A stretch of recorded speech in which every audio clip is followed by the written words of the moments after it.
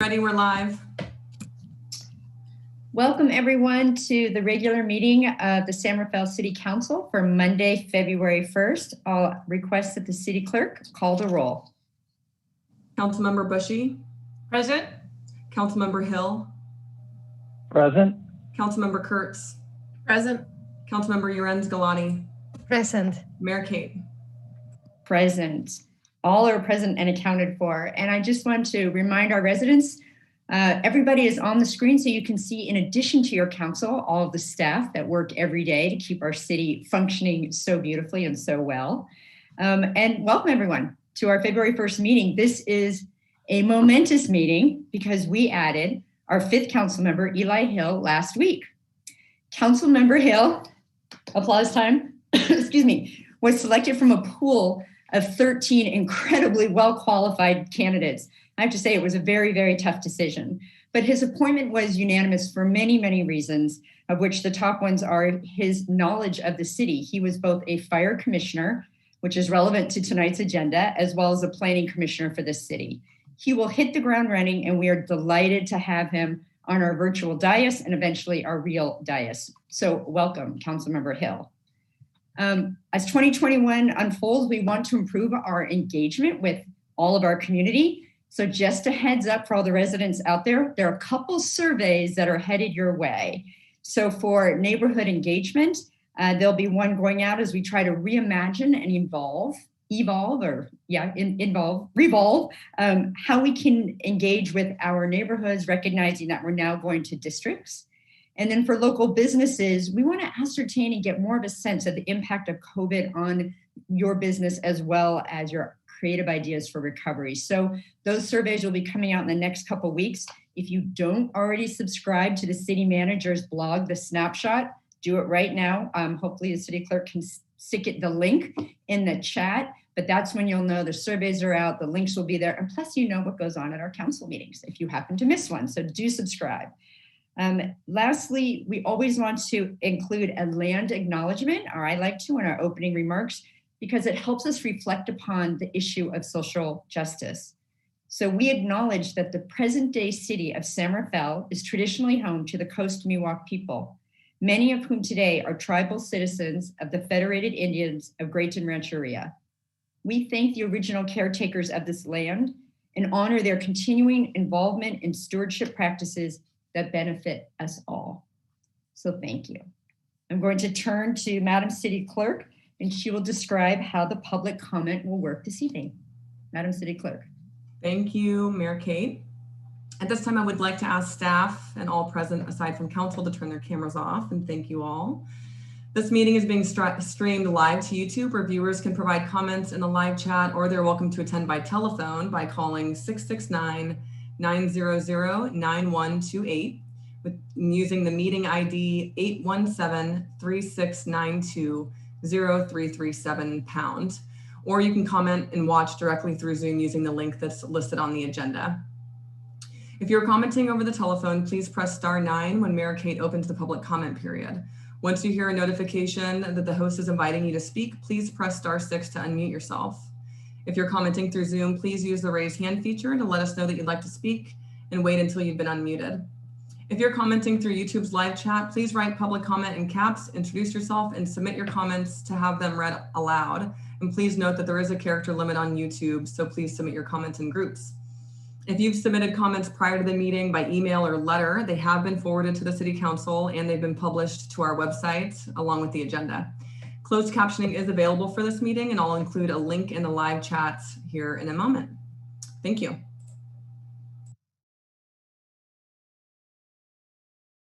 And you're muted, Mayor Kate. It's not a Zoom meeting if at least one person doesn't do that. So I got that out of the way for the rest of you. Okay, so we did not have a closed session this evening, and now is open time for public expression for any item that is not on tonight's agenda. I will ask the city clerk if there's anyone who would like to comment. Thank you. Once again, if you're participating through Zoom, just use the raised hand feature. If you're calling in, you're welcome to press *9 now. And if you're submitting comments on YouTube, just please write public comment in advance. And I'm going to give some folks some time to enter any comments.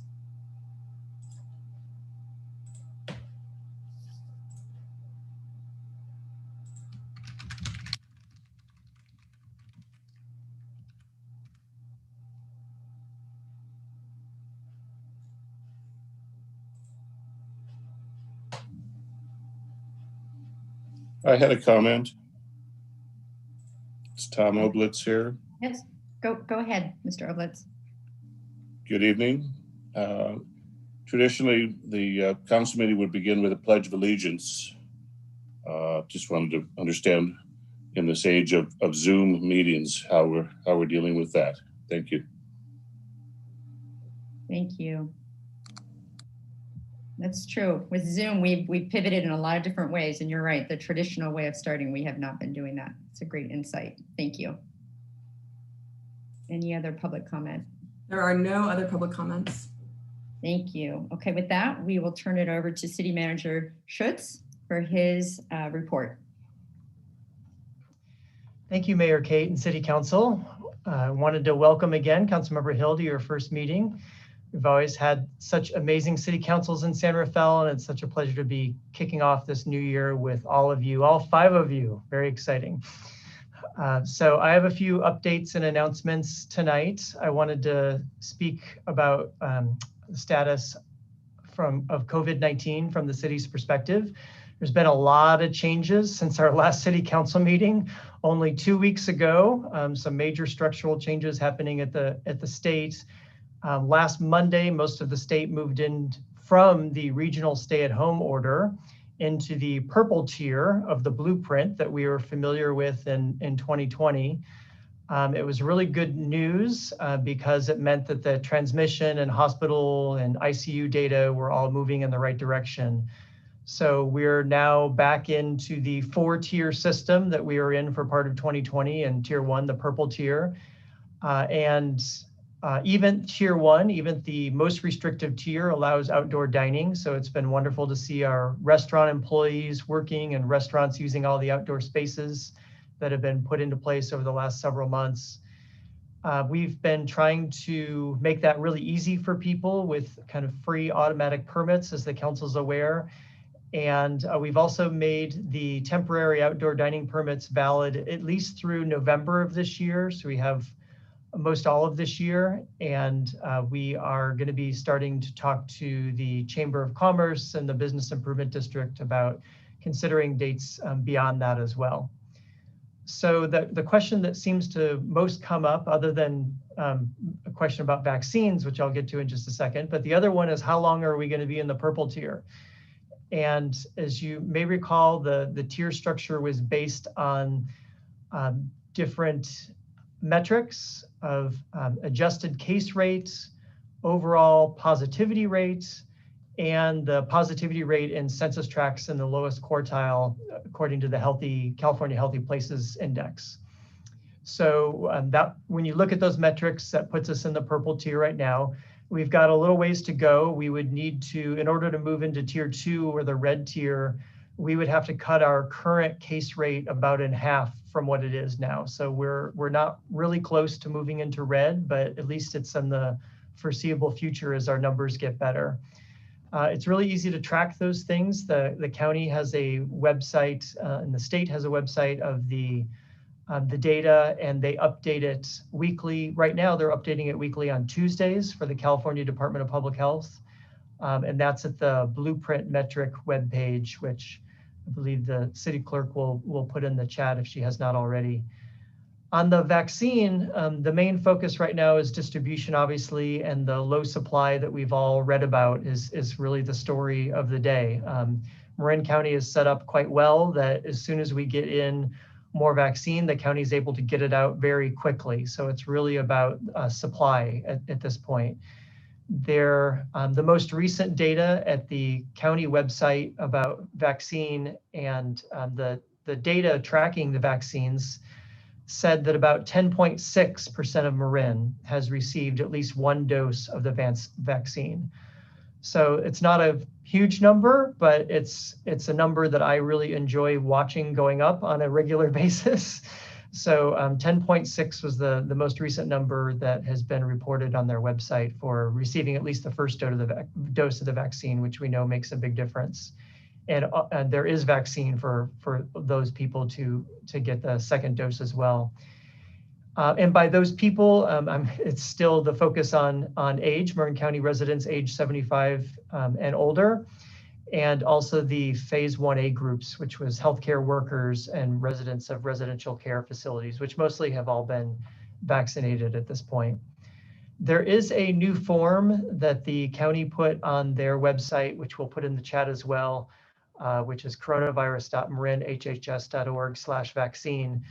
That is an interest form for the county to be able to stay in touch with you when your group is coming up, or to get more information to you. So it's a way to kind of register with the county that you're kind of waiting in line to get the vaccine, and they'll be able to communicate with you in that way. So that's a great opportunity. We're trying to get the word out in all of our communication that people can sign up for that. Outside of kind of data and vaccines, one of the other main focus of the Canal Policy Working Group and of the county and cities right now is getting the approximately $10 million in rental assistance, which is thus far, and expect that number to grow, from federal stimulus, community development block grants, Marin Community Foundation, all those different funds in the hands of landlords and tenants that are the most in need. The governor announced last Monday, so a week ago, that a deal was reached on renter protection and to extend the state's eviction moratorium through June of 2021. And then the two bills that were most related, SB 89 and SB 91, were both signed by the governor on Friday of this past week, so just a few days ago. So in short summary, what they do is it allows landlords to opt into an assistance program that would pay 80% of the back rent for amounts that were owed between April 1st of last year and March 31st of this year. If the landlord forgives the remaining debt, or they could seek a different program, which is just 25% of the unpaid rent. And the focus of those funds are on low and very low income renters. So there's so much to talk about on those topics. A lot of it is very new. This information, like I said, the governor just signed those bills on Friday. So we'll be getting out more information as it becomes available this week. It's mostly all welcome news at this point. The state mirrored the eviction period that the county of Marin, including all of the cities and towns, had already put in place for the eviction moratorium. So that's good. Also, the additional funds coming for landlords and renters is great. And seeing progress on our virus transmission numbers going in the right direction is great as well. So now the major need is to increase the supply of the vaccine, get the vaccine out as quickly as possible. And until that time, everyone continuing to wear their mask or masks and be diligent about protecting yourselves and others. I did want to make a note of one other item that's related to the homeless encampments that we're getting some emails and calls of interest at US 101 Freeway Viaduct downtown. There's a Caltrans bridge project. It may not appear like a bridge to most people using it, but as you exit into central San Rafael coming from our south, there's a bridge there that goes over the creek, and that's Caltrans is replacing that bridge, and it's caused them to move an encampment that was there on Caltrans property. And the way that happens on Caltrans property is the California Highway Patrol kind of acts as if like the police for the state and for Caltrans. So they're the ones that post the site and actually move the encampment. But that doesn't mean that there isn't a role for the city and the county staff. We do outreach with Lynn Murphy, who you're familiar with at the city of San Rafael, and police officers trying to do outreach, offer services. We work with the county as we're doing that. And it's really a person-to-person outreach and done with a great amount of care. Andrew Henning, our homeless director, did a comprehensive overview on all things related to homelessness in San Rafael at the second city council meeting in December. So that one is worth reviewing for anyone any community member that hasn't been familiar with our approach.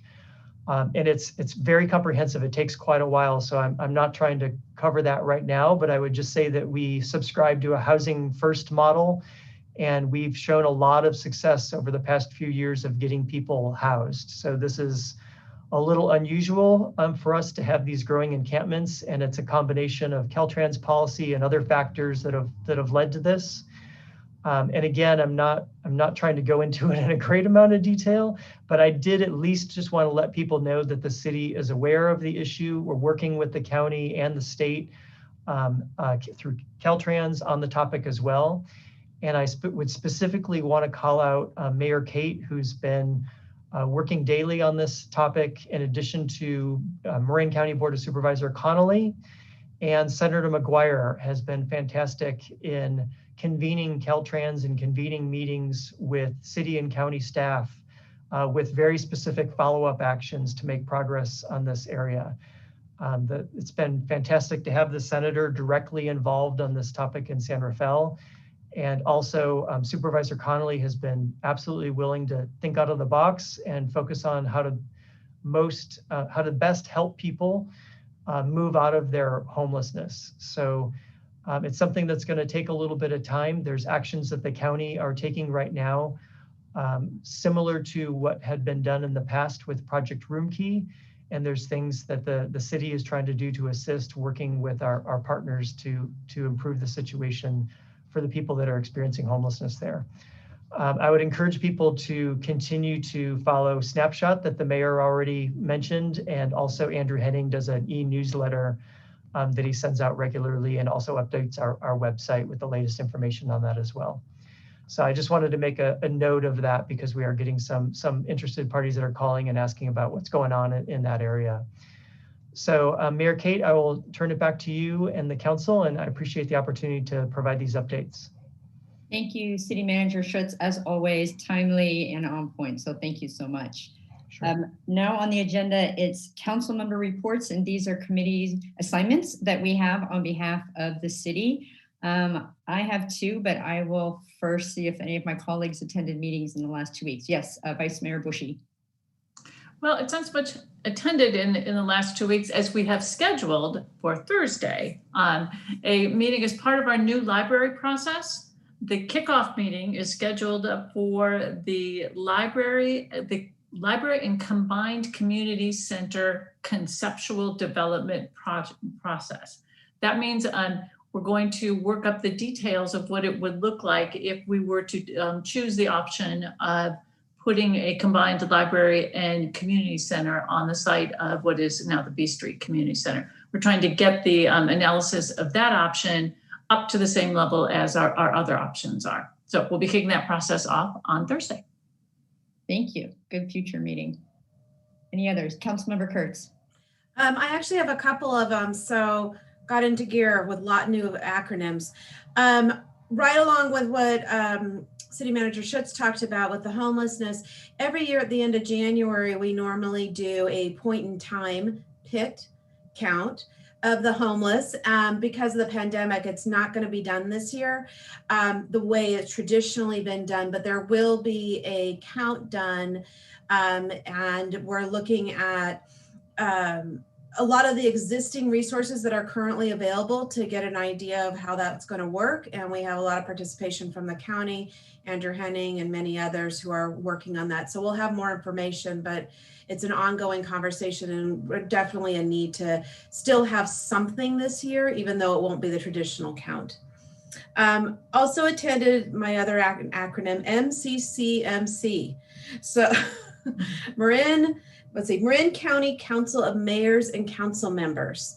And now we'll just go back to MCCMC.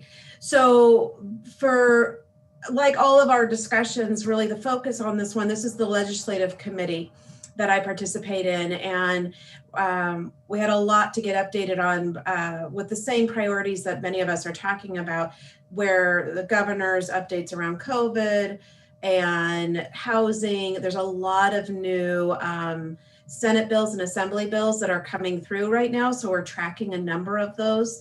And again, there'll be more updates. The one that we really want to keep an eye on is SB 12, which is introduced by Senator McGuire around wildfires. So there's a lot in that one. So we'll be tracking that one very quickly, which segues also into the next meeting, which was the MWPA, Marin Wildfire Prevention Authority. And as Chief White is on and Glenn Gardner's on tonight, a lot is going to be covered tonight around that area, but we were doing a lot of the strategic planning. So there'll be more to come. And I would hope that in a future council meeting, or maybe it's already planned for scheduled, we have continual updates from MWPA and Director Brown, because there is so much changing and so much happening in this area so quickly. So I think we're going to need to stay on top of what's happening there. And that's Thank it for me. you. Well, thank you for representing the city at the MWPA. Councilmember Lorenz Gulati. Hi, good evening. So yeah, I also attended a different MCCMC, Marin County Council of Mayors and Council Members meeting. And in there, they were giving an extensive update on COVID. So thank you, Jim, for covering that. And then it was nice to see there was an update on Climate Action Committee, specifically in sea level rise adaptation. So that was really nice to see, because that's going to really impact, that is really impacting our city. And the second one, I participated in Marine Clean Energy, and I did my oath of office and training. So the first meeting will be February 18th. So I also look forward to learning more about that. Thank you. Thank you. And we appreciate these updates because it's a way to continue to inform the community. And I know Councilmember Hill, you'll have updates in the future, but not yet. I had the Transportation Authority of Marin, I was sworn in to be the SMART representative on the Sonoma Marin Area Rapid Transit line. My first SMART meeting will be Wednesday. Also at the TAM meeting, they had the annual report and the legislative platform, which I won't go into the details. If you're interested, go to the website and read the extensive staff report. This morning, Marin Transit, and again, I represent Marin Transit. I represent Summerfell, but through the MCCMC. Thank you, Councilmember Kurtz, for the acronym explanation on that committee. It was a fascinating presentation. It was so interesting on the Blue Ribbon Task Force, and that's a fancy name for a regional approach to what are we doing region-wide to accommodate or to mitigate the effects of COVID and to use the opportunity to improve transit. It was really interesting if there's a way to have all the regional agencies try to work together. And then finally, we had an update on the yellow school bus, which is always very popular with our residents for the obvious reasons. It reduces congestion, and really looking at what happened this past year for schools.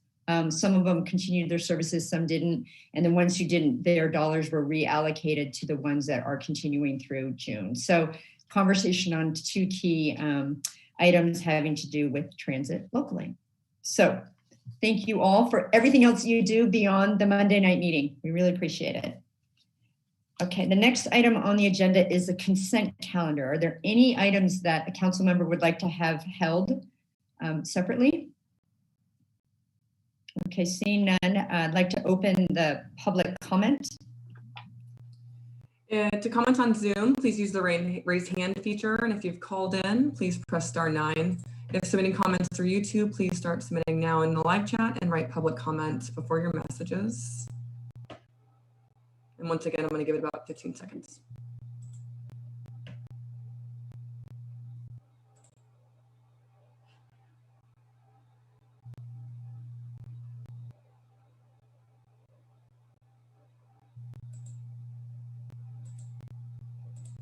I see no public comments. Thank you, Madam City Clerk. Okay, with that, request a motion to approve the consent calendar. I'll make a motion to approve the consent. Okay, it's been moved by Councilmember Kurtz. A second. Second by Councilmember Lorenz Gulati. City Clerk, roll call, please. Councilmember Bushy. Aye. Councilmember Hill. Aye. Councilmember Kurtz. Aye. Councilmember Lorenz Gulati. Aye. Mayor Kate. Aye, that motion carries 5-0 because there are now 5 of us. Moving right along, we have a special presentation. So I'm going to turn it over to the Human Resources Department, and it's Sylvia Gonzalez. Sylvia. Hi there. Good evening, Mayor and members of the City Council. Thank you for allowing me this opportunity. My name is Sylvia Gonzalez Shelton, and I am the HR Operations Manager for the City of San Rafael. As the mother of biracial daughters, I'm proud to present this proclamation on behalf of the city acknowledging February as Black History Month. Black History Month seeks to emphasize Black history and its cultural contributions to American life, and is designed to recognize and pay tribute to the many contributions of African Americans to the history, society, and culture of the United States. In 1926, Carter G. Woodson founded National Negro History Week, timed to coincide with the birthdays of Abraham Lincoln and Frederick Douglass. In 1976, as part of the nation's bicentennial, Black History Week was expanded and established as Black History Month to celebrate the achievements of African Americans in the arts, civil rights, education, entertainment, history, law, medicine, and other endeavors. These accomplishments are more remarkable for having been won at the cost of great struggle and sacrifice in the face of systematic and systemic racism. Black History Month is a special opportunity to remember the stories, teachings, sufferings, and accomplishments of African Americans who gave a voice to the daily struggles for freedom, equality, diversity, equity, and inclusion. It's also a time to reflect on the continued struggle for racial justice. Whereas the City of San Rafael's Library and Recreation Department provides various resources and programming specifically to educate the community on important topics such as anti-racism and equity, and whereas the City of San Rafael acknowledges Black history as American history, we ask the community to please join the City Council in celebrating, supporting, and acknowledging the accomplishments of African Americans by recognizing and appreciating the many talents, achievements, and contributions that African Americans make to our society and our local community across Marin County and San Rafael. Thank you. Thank you. That was an important presentation. Thank you very much. We have two additional proclamations that I am honored that I will be the one to give them. So first up, I don't know if Mr. Tom Oblitz is still in the Zoom room. There he is. So for people who have not heard proclamations before, there are lots of whereases. And I'll do a little free form at the end because, that way we can really capture the essence of you. So here we go to you, Mr. Oblitz. Whereas Tom Oblitz has served on the Park and Recreation Commission for the City of San Rafael for 8 years. Whereas Tom served in an advisory capacity to the city as a Park and Rec Commissioner and became the face of Park and Recreation Commission, attending numerous tours and neighborhood events. Whereas Tom provided advice and insight in relation to a variety of projects and initiatives that included major improvements to the Terra Linda Community Center pool, the renovation of Victor Jones Park, Pickleweed Park, and Albert Park playgrounds, the implementation of the city's first Porch Fest community event. And if you haven't attended Porch Fest, it is, well, in the time of COVID, we'll just pre-COVID and post-COVID, it is just what it sounds like. It's having music on people's porches and you get to wander around and hear incredible music and build community at the same time. Tom was a founding father of that event. Let me see where, now I lost my space, and upgrades to many neighborhood parks.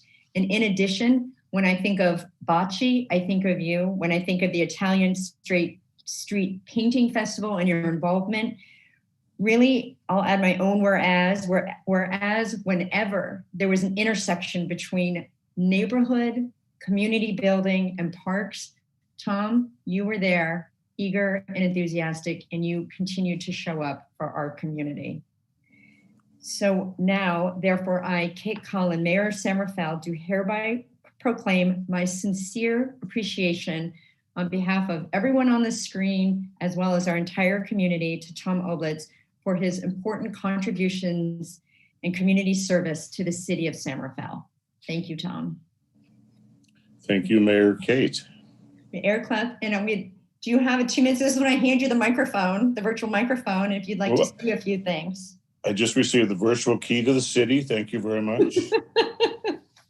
Thank you for allowing me to have Thursday nights after 8 years, and I'm checking out Netflix and broadcast TV, but it's so good to see that we have a full slate with respect to council members, and we've got an exciting group of people, and this is clearly a wonderful time, and also to see so many women involved on the council and Mayor Kate as well. And I wanted to thank Director Andre Wax for her leadership at Park and Rec. And things are very exciting now that she's also responsible for the library and what the plans are for perhaps 3 new libraries in the city. That's very exciting. And also to Jeff Jones, who's about to get a very similar proclamation from Mayor Kate. Jeff was instrumental in a lot of activities on the Park and Rec Commission that led us in the right direction. He was involved with a number of important programs, and his contribution will be missed. So thanks again. Thank you, Tom. And another reason why I'm sorry we're not in the chamber, because then we could all shake hands and applaud you. So we're doing it virtually as well as we can. So thank you so much. So, and Tom is right. Jeff Jones, here he is. Nice to see you. Okay. Great to be seen. Yeah, so I have a proclamation for you as well. There are some similarities. Whereas Jeff Jones has served on the Park and Recreation Commission for the City of San Rafael for 13 years. Whereas Jeff served in advisory capacity to the city as a Park and Recreation Commissioner and took great pride in representing the city of the San Rafael for all those years. Whereas Jeff provided advice and insight in relation to a variety of projects and initiatives that include major improvements to the Terra Linda Community Center pool, the renovation of Victor Jones Park, Pickleweed, and Albert Park playgrounds. And if you haven't been to any of those places recently and you're watching this, you should check it out. We really have made great strides over the last decade, thanks to Jeff. In addition, bringing the Pacifics Baseball Club to Albert Park Baseball Stadium through a use agreement. Again, another post-COVID, we can't wait to all gather there again. And finally, serving on the 2040 General Plan Steering Committee and providing the lens of Park and Rec to the decisions and projects that were being discussed. Whereas Jeff served the city of San Rafael with the grace of a diplomat and the honesty that comes from great integrity, making certain along the way that each solution advanced and improved the quality of life in the city of San Rafael. Now, therefore, I, Kate Collin, Mayor of San Rafael, do hereby proclaim my sincere appreciation on behalf of myself and the entire council and the city to Jeff Jones for his important contributions in community service to the city of San Rafael. Thank you so much. And Tom, thank you for those nice words. It's very nice. I just wanted to say thank you to the mayor and council members and all the staff in the city of San Rafael.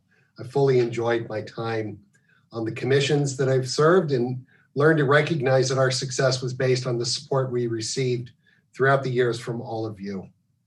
We are very fortunate to have leaders who care and who are supportive of the commissions they oversee. I hope this will not be my last volunteer position for the city of San Rafael, and I wish you all health and happiness. Thank you for the honor. Thank you, Jeff. And it's just another example of how much we depend on our community to volunteer on behalf of the city so we can further our work. So thank you to both of you for being such excellent examples of great public service. Thank you. Okay, now we are going to move along to our public hearing, the amendment of the current vegetation management ordinance. And I think we have some representatives of San Rafael's Fire Department that are going to come on. Yes. Here we go. I shall turn it over to you two. Good evening, Mayor Kate, members of the City Council, City Manager Schetz, and Assistant City Manager Lilovich, City Clerk Lara, City Attorney Epstein, and the members of the public who are joining us this evening. I'm Fire Chief Darren White, and this evening we're pleased to bring you a recommendation to adopt very important safety-related ordinances that will serve to reduce the risk and threat of wildfire and increase safe access to and egress from our narrowest streets. Before our emergency manager, Quinn Gardner, goes over the PowerPoint presentations, I would like to express my appreciation for the many folks in neighborhood associations, community-based organizations, staff, city leadership, my predecessor, Fire Chief Chris Gray, the other departments and contributors on Team San Rafael, and our countywide counterparts as we collectively and individually work to deliver on our plans and goals of a fire-resilient and fire-safe community. Without the numerous hours of discussion, research, debate, site visits, and input from so many, we could not be in the position we are in today with the passage of Measure C, the creation of the Marin Wildfire Prevention Authority, also known as MWPA, and the adoption of the San Rafael Wildfire Prevention and Protection Action Plan. It is beyond exciting for me to be able to see the progress that is being made and will continue to be made for years to come. With that, I do want to let those who may not know that this has been a very transparent and very inclusive process. The input, feedback, and support our department has received has been nothing less than spectacular and has helped to enrich the deliverables. We're excited to bring these recommendations to you for your consideration and approval. Next, Quinn will present on the many salient points contained in the agenda report.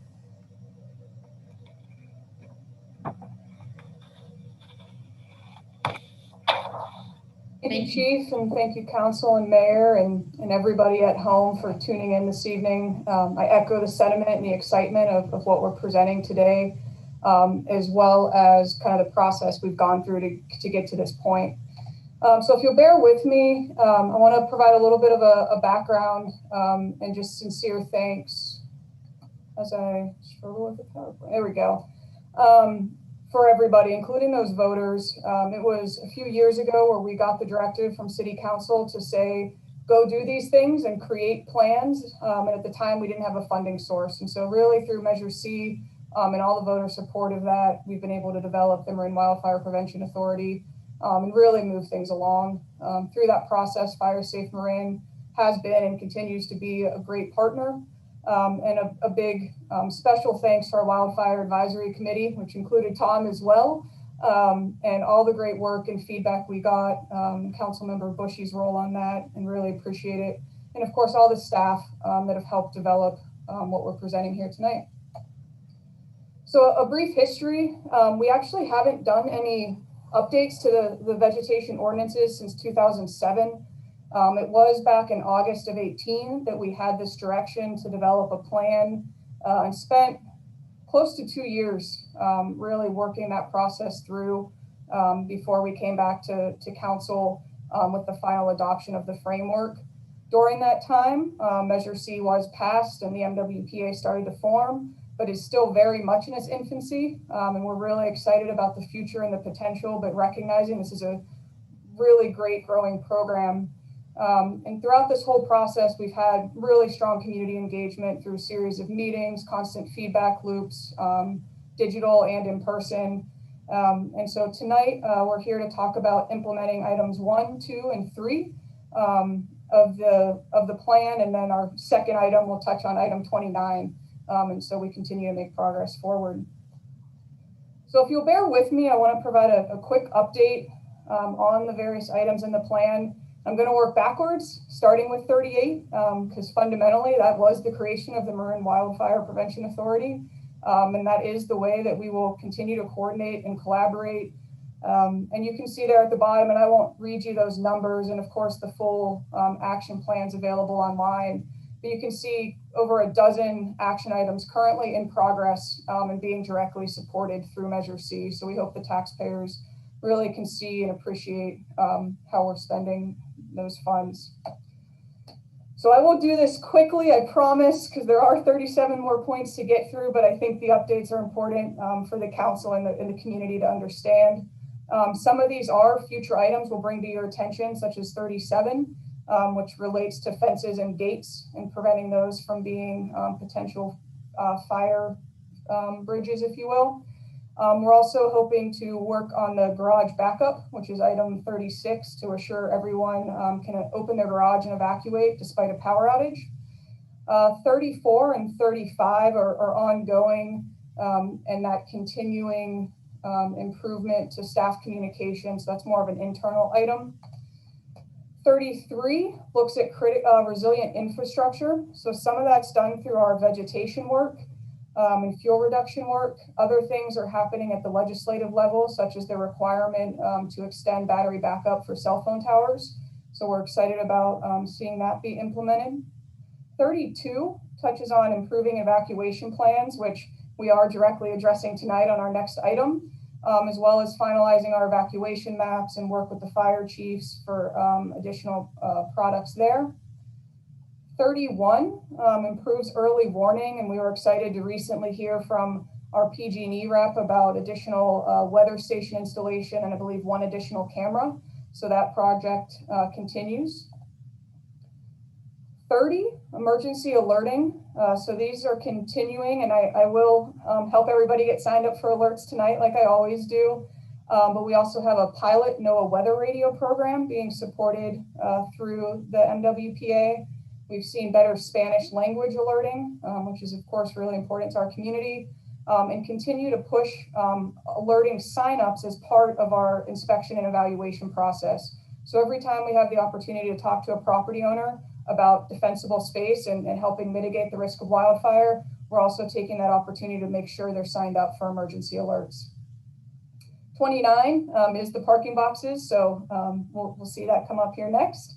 And then 28 ties in pretty closely with that, but we did just complete a project along D Street where we were able to reduce some of the fuels and vegetation along the roadway, which reduces ignition potential, as well as improving evacuation and any potential ignition from a vehicle. 27, we have 1.5 or 1 full-time and 1 part-time ranger now on staff. And with that program, we've been able to really take care of a lot of those potential ignition sources in our open space, doing that, meeting all the COVID regulations that have also been put forward by the state, but really grateful for all their great work. 26, and I'll touch on more details of who these folks are a little later, but we have been able to increase our staffing. Just for perspective, 3 years ago, we had 1.5 vegetation management specialists that were handling all the inspections and vegetation management across the city. We now have 5 on board full-time with a 6th in the work, as well as the plan to potentially go with anywhere between 6 to 10, so probably around that 8 seasonal inspectors here for the season. We had 6 seasonal inspectors the past season, so with MWPA funding, really able to increase our staffing, again, which all relates to that one-on-one educational opportunities. Council last year heard about our various short-term rental programs, so I'm really excited to see that established so that we're requiring emergency information and short-term rentals and things like that to help keep visitors safe. 24, we've got a pilot project with red flag warning signage and continue to work on better signage in our open space. 23 relates to increased inspections. So this year we've been able to do over 3,100 inspections. Really proud of that team and all the work they put in, especially with some COVID related folks having to leave early and the challenges associated with that program. Also really thankful for our suppression staff who have provided over 700 engine referrals. So we asked the engines to go out in their zones and refer back any properties that they have concerns about. And then we have our evaluators or inspectors go out and have those one-on-one conversations. And for perspective, a few years ago, we were right around the 300 or 400 mark of inspections. So that's a really great increase. We do have about 9,000 parcels just in the wildland urban interface. So we're not quite where we need to be yet, but that program continues to expand. The templates are in progress, and we're really excited to be working with the various environmental groups associated with the MWPA, as well as some internal work to really help residents understand fire resistant landscaping, fire safe landscaping. Home hardening, and there's a few items in the plan that relate to this, and we will be bringing some things forward to council's attention. Those are probably the next things on our agenda for you, but probably a few months out. But we do cover home hardening as part of that one-on-one inspection process, and excited that the MWPA board is looking at various grants and other ways to help folks achieve home hardening opportunities moving forward. 19 and 20 is analysis and mapping, and we see a lot of that in the new CWPP, Community Wildfire Prevention Plan. The link is there, easiest access through Fire Safe Marin. And that new plan, they did a great job with a storyboard and all sorts of ways you can look at the different risk mapping. So that's helping educate our efforts moving forward. 17 and 18, again, relating to some home hardening items that will be future council items and potential financial support from the MWPA to implement. 15 and 16 look at ignition reduction. And so we, with the Rangers, are able to continue this work, and then we will see future council action to potentially limit smoking all year round in the open space is another one of those items. New solutions. In some ways, I like to hit the checkbox there, but we continue to get creative about how we're going to support our community in these efforts through grants. Our AmeriCorps partnership continues to grow, and of course with the MWPA.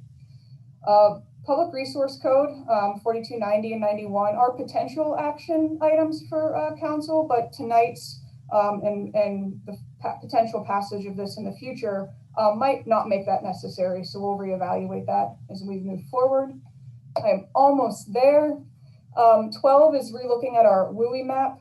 So we're looking at that internally, and that might be, again, coming to council's attention. 10 and 11 looked at neighborhood response groups and using volunteers for broom pull days.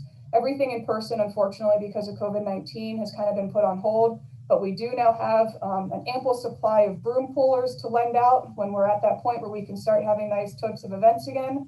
And we are re-engaging with our San Rafael CERT group virtually and looking at how we're expanding our neighborhood response group program. 19 gets at debris removal. And so we're constantly looking at new and creative ways here. Really excited about the potential of air curtain burners. Really impressed with Fire Safe Marin's managed chipper days this past year, again with MWPA funding, and really looking forward to seeing that expand in the coming year. And through that expansion, we're hoping to be able to offer probably close to 100 chipper days in San Rafael during the 21, up until basically the end of July 21. So really excited opportunity there. And I think it'll be a great resource for property owners that need assistance meeting these new standards we're proposing. 8 touched on abatement, which is part of the MWPA core. And of course, we're continuing our inspections. More Firewise communities, and you can see the map there, and Marin is just continually growing in that. And we really encourage anybody on the listening in that isn't a Firewise community, please reach out to us or Fire Safe Marin. We'd love to get more folks through that program. Public education, of course, is very virtual right now, but again, our most successful opportunities really have been those one-on-one conversations as part of our inspection program.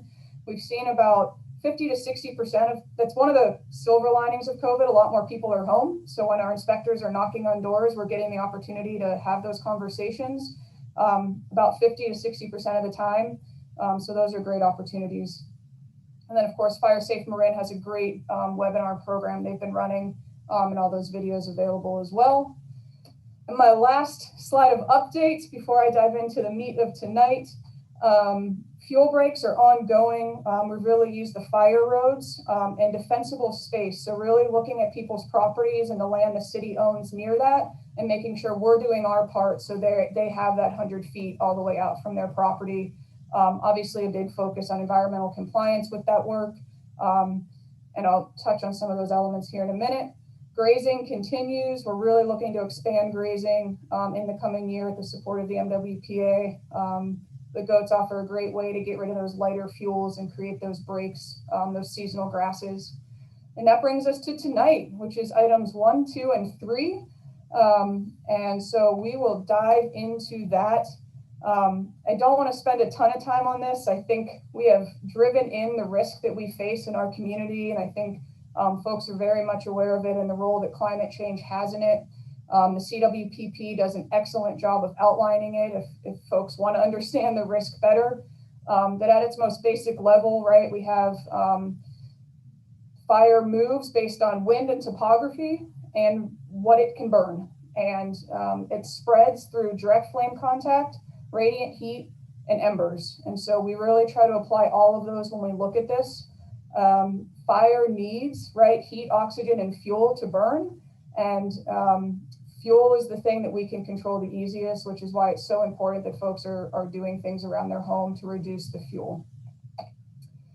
So I want to start off, and this table is in the staff report, by just kind of explaining that everything before you tonight has been through an extensive vetting process, either because it's part of our existing municipal code in 4.1203, or has been through and is almost taken out verbatim from the action plan itself. So this just kind of breaks that down. So every single line item of what we're proposing and kind of the reference source of that, if you will. And so we'll chat more about this, but I just want to reemphasize how again, multiple years of vetting to get up into this point. So we have two different sections of the codes we're proposing changes to. 4.1201 is basically a fairly brief section, but in that, the language changes we're proposing would then apply the vegetation standards citywide as opposed to just in the wildland-urban interface. And the reason we believe that's so important is the embers. It is fundamentally what it comes down to, and how we see embers blowing and knowing that they can literally land anywhere. And if they land in something that's highly combustible, that's going to ignite and continue to spread. And so this graphic just shows you how many different places and the different ignition potential just from embers. And that's not even looking at that direct flame contact.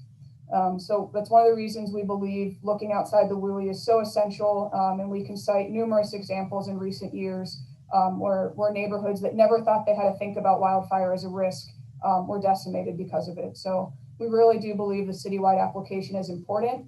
Having said that, we do recognize that's a significant difference for about half of our city.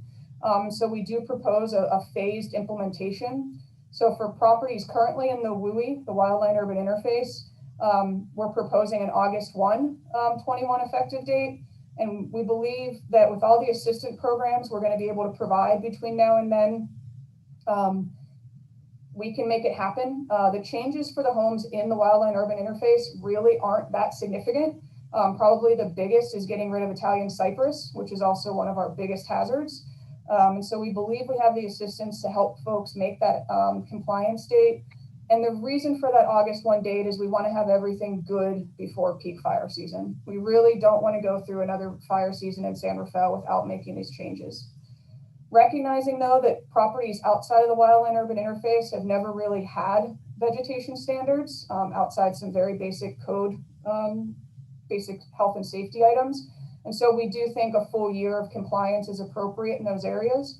But again, with a ton of assistance available, and that April 1st date for 2022 will allow us to then start inspections in April, and before we hit peak fire season, have really been able to go through the process with all those property owners that may not have ever had an inspection or an evaluation or had anybody talk to them about their vegetation, so that we really are reaching compliance again before peak season, but with the ability to start that empowered education earlier with that April date.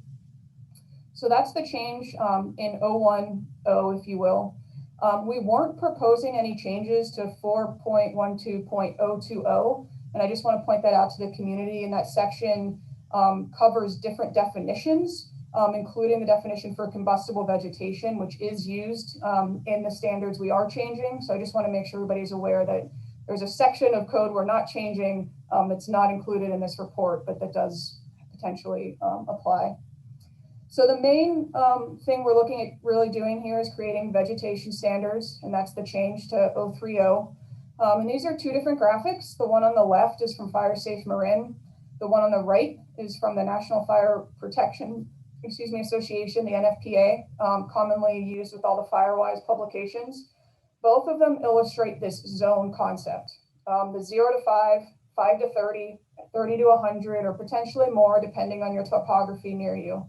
And recognizing that in a lot of cases, your zones are going to overlay with your neighbors. So I know the lines in the slide are very faint, but you can sort of see those light white property lines, and recognizing how we all need to work together, especially in San Rafael and those smaller lot sizes. But that's also why it's so important that all of our homes are doing this, because one home igniting just has the potential to catch other homes because of that proximity. So we're mimicking this zone structure in our recommended changes. So we look at within 100 feet, within 30 feet, and within 5 feet. And that's how that's structured in the proposal before you.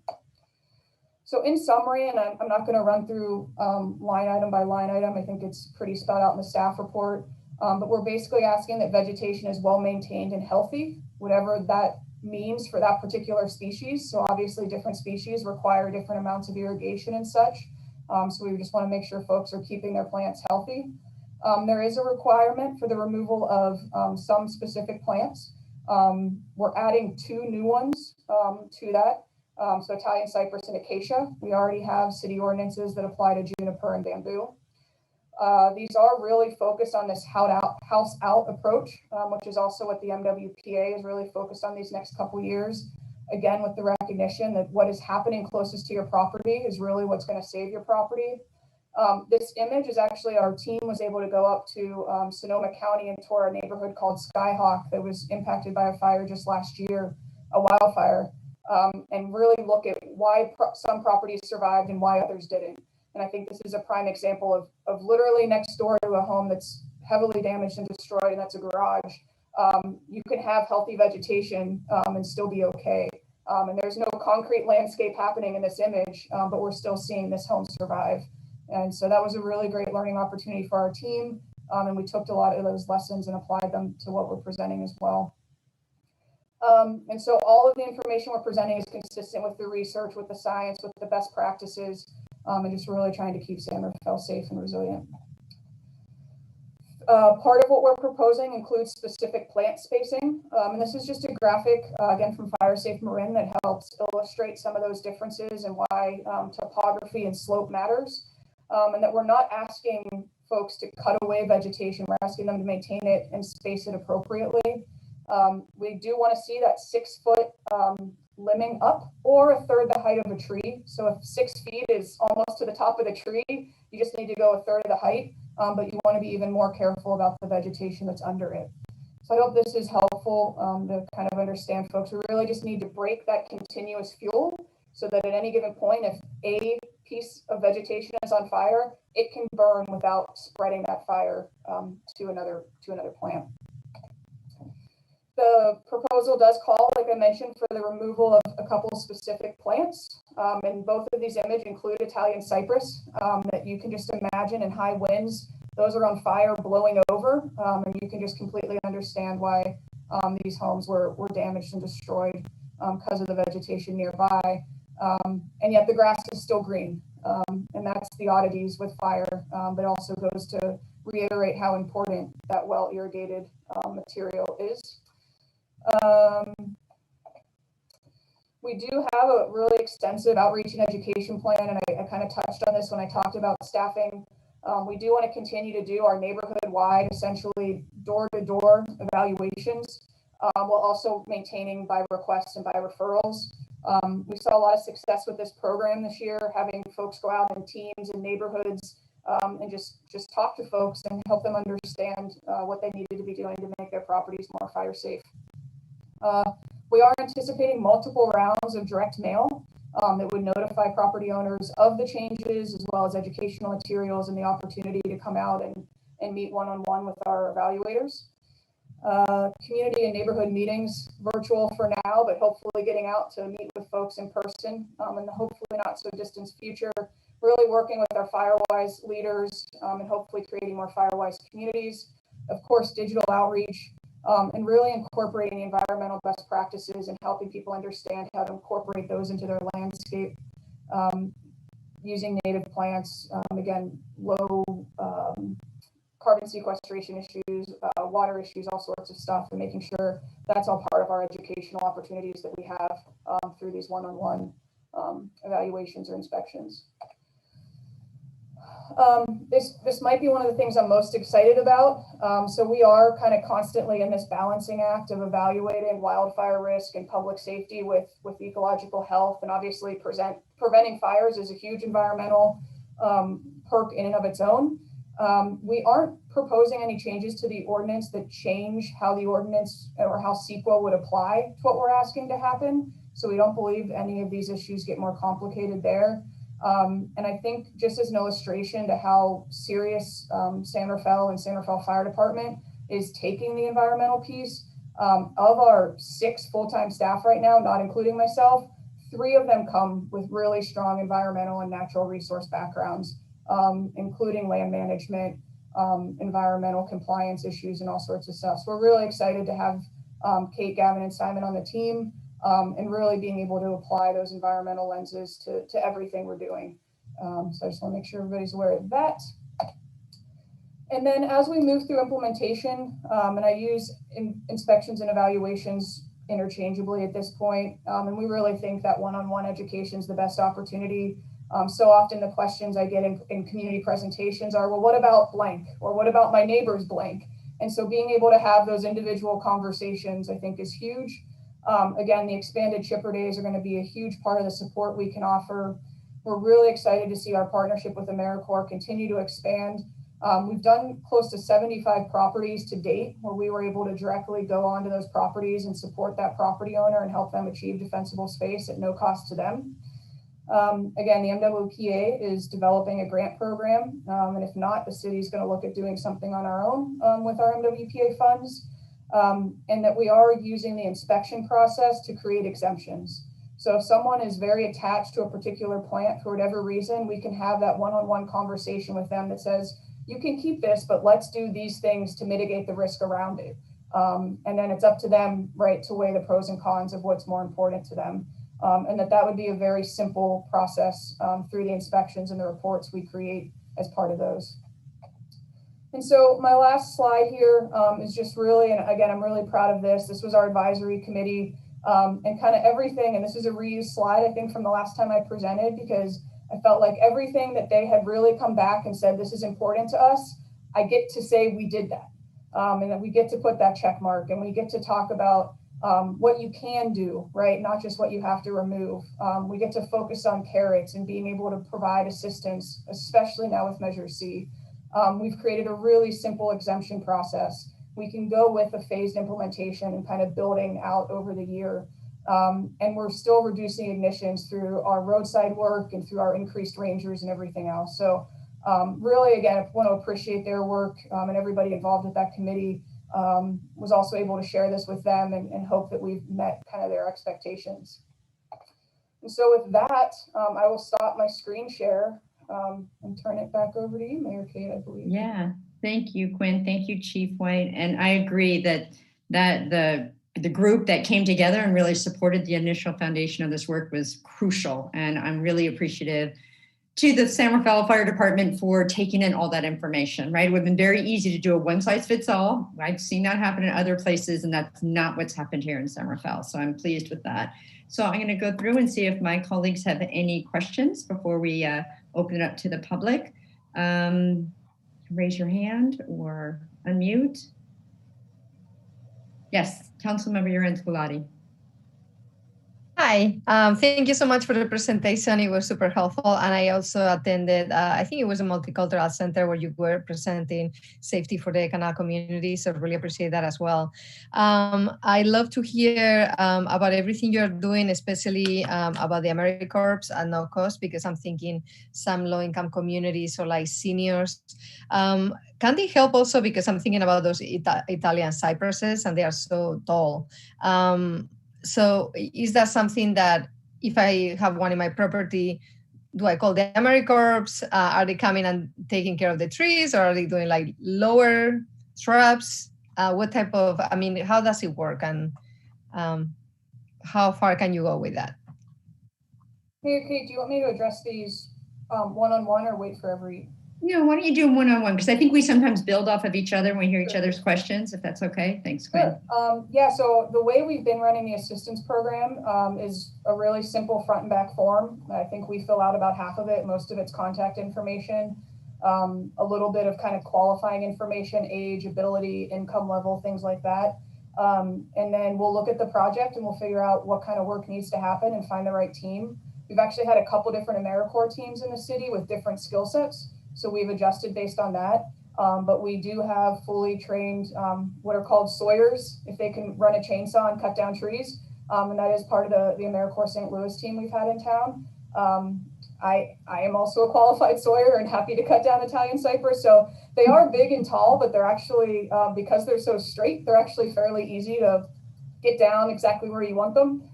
So yeah, we've got the skill set, and I think through the grant program, if there are going to be situations where we need tree climbers or we need bucket trucks or things like that, and that's where we'd be looking more towards the MWPA matching and grants to just find the exact right skill set for that job. But we've tried to make the process as easy as possible, and referrals have been huge. People taking care of each other. My neighbor might need this help. Has been awesome. And then again, through that one-on-one inspection and evaluation process, if someone says I can't or I won't or whatever the case may be, we can offer all the various options we have to support them. Thank you so much. Great. I think Councilmember Hill, did you raise your hand first and then vote? Yes. I did not raise my hand. I'll let Councilmember Kurtz go first, and Okay. I'll raise my hand actually. I apologize. Go ahead, Councilmember Kurtz. Thank you for the update. It's great information. And one of the things I've learned by, being part of these conversations at MWPA at the very, at this point is this plan is huge. And you've laid it out, but they're not all happening overnight. So I think the expectation, we got to be really clear, like how much is happening this year, what part of one item's going to happen this year, and then it's going to happen, because we know that this plan is over many years.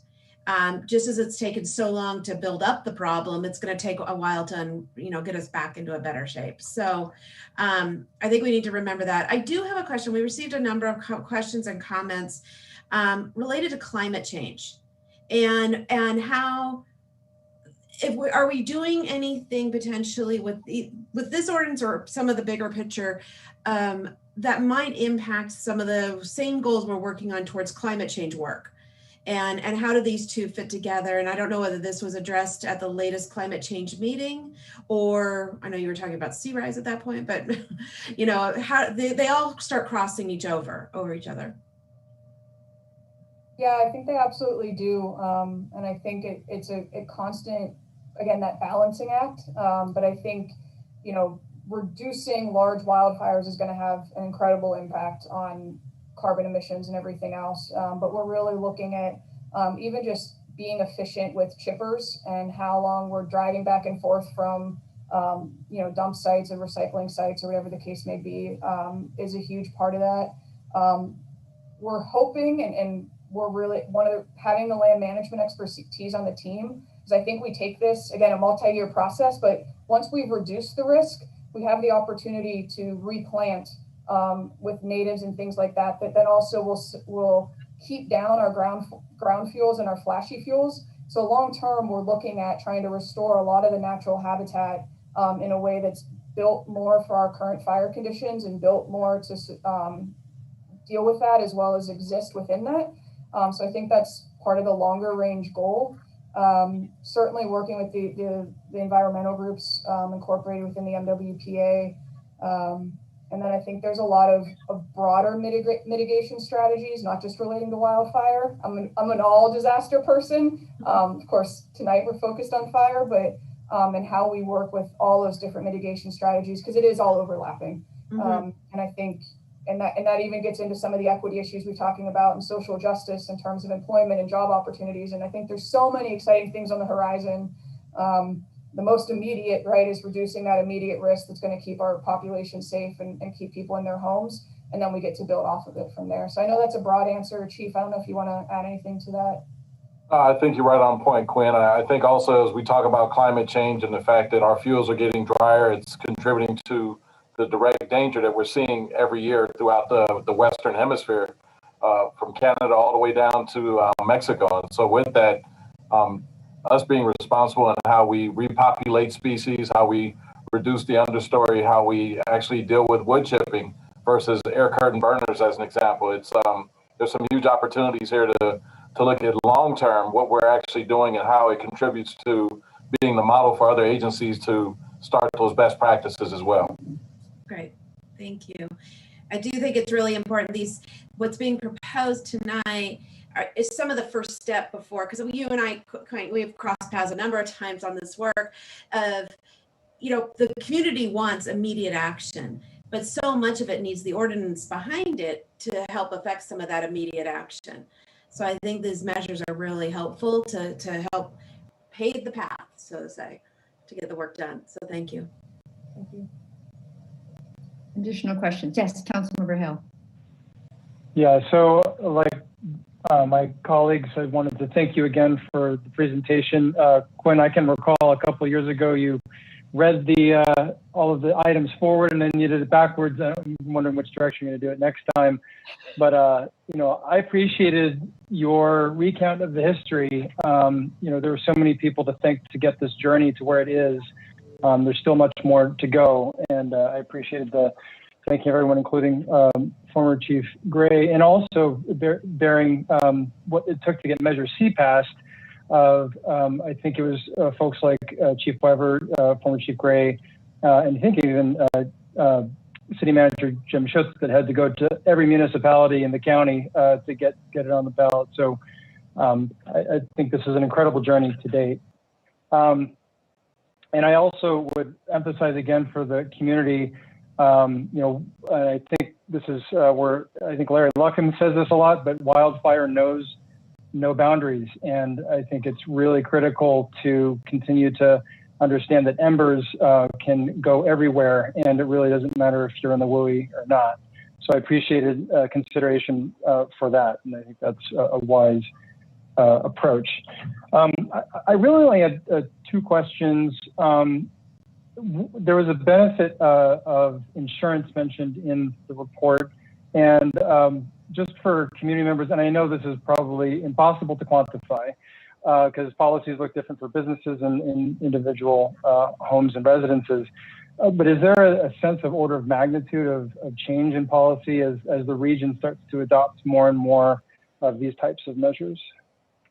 Yeah, it is very difficult to quantify for sure. We know at least one insurance provider, and I won't name specifics, that is offering discounts to Firewise communities, which is one of the reasons we try to push that. I know there's at least one other provider kind of in the process / on the fence.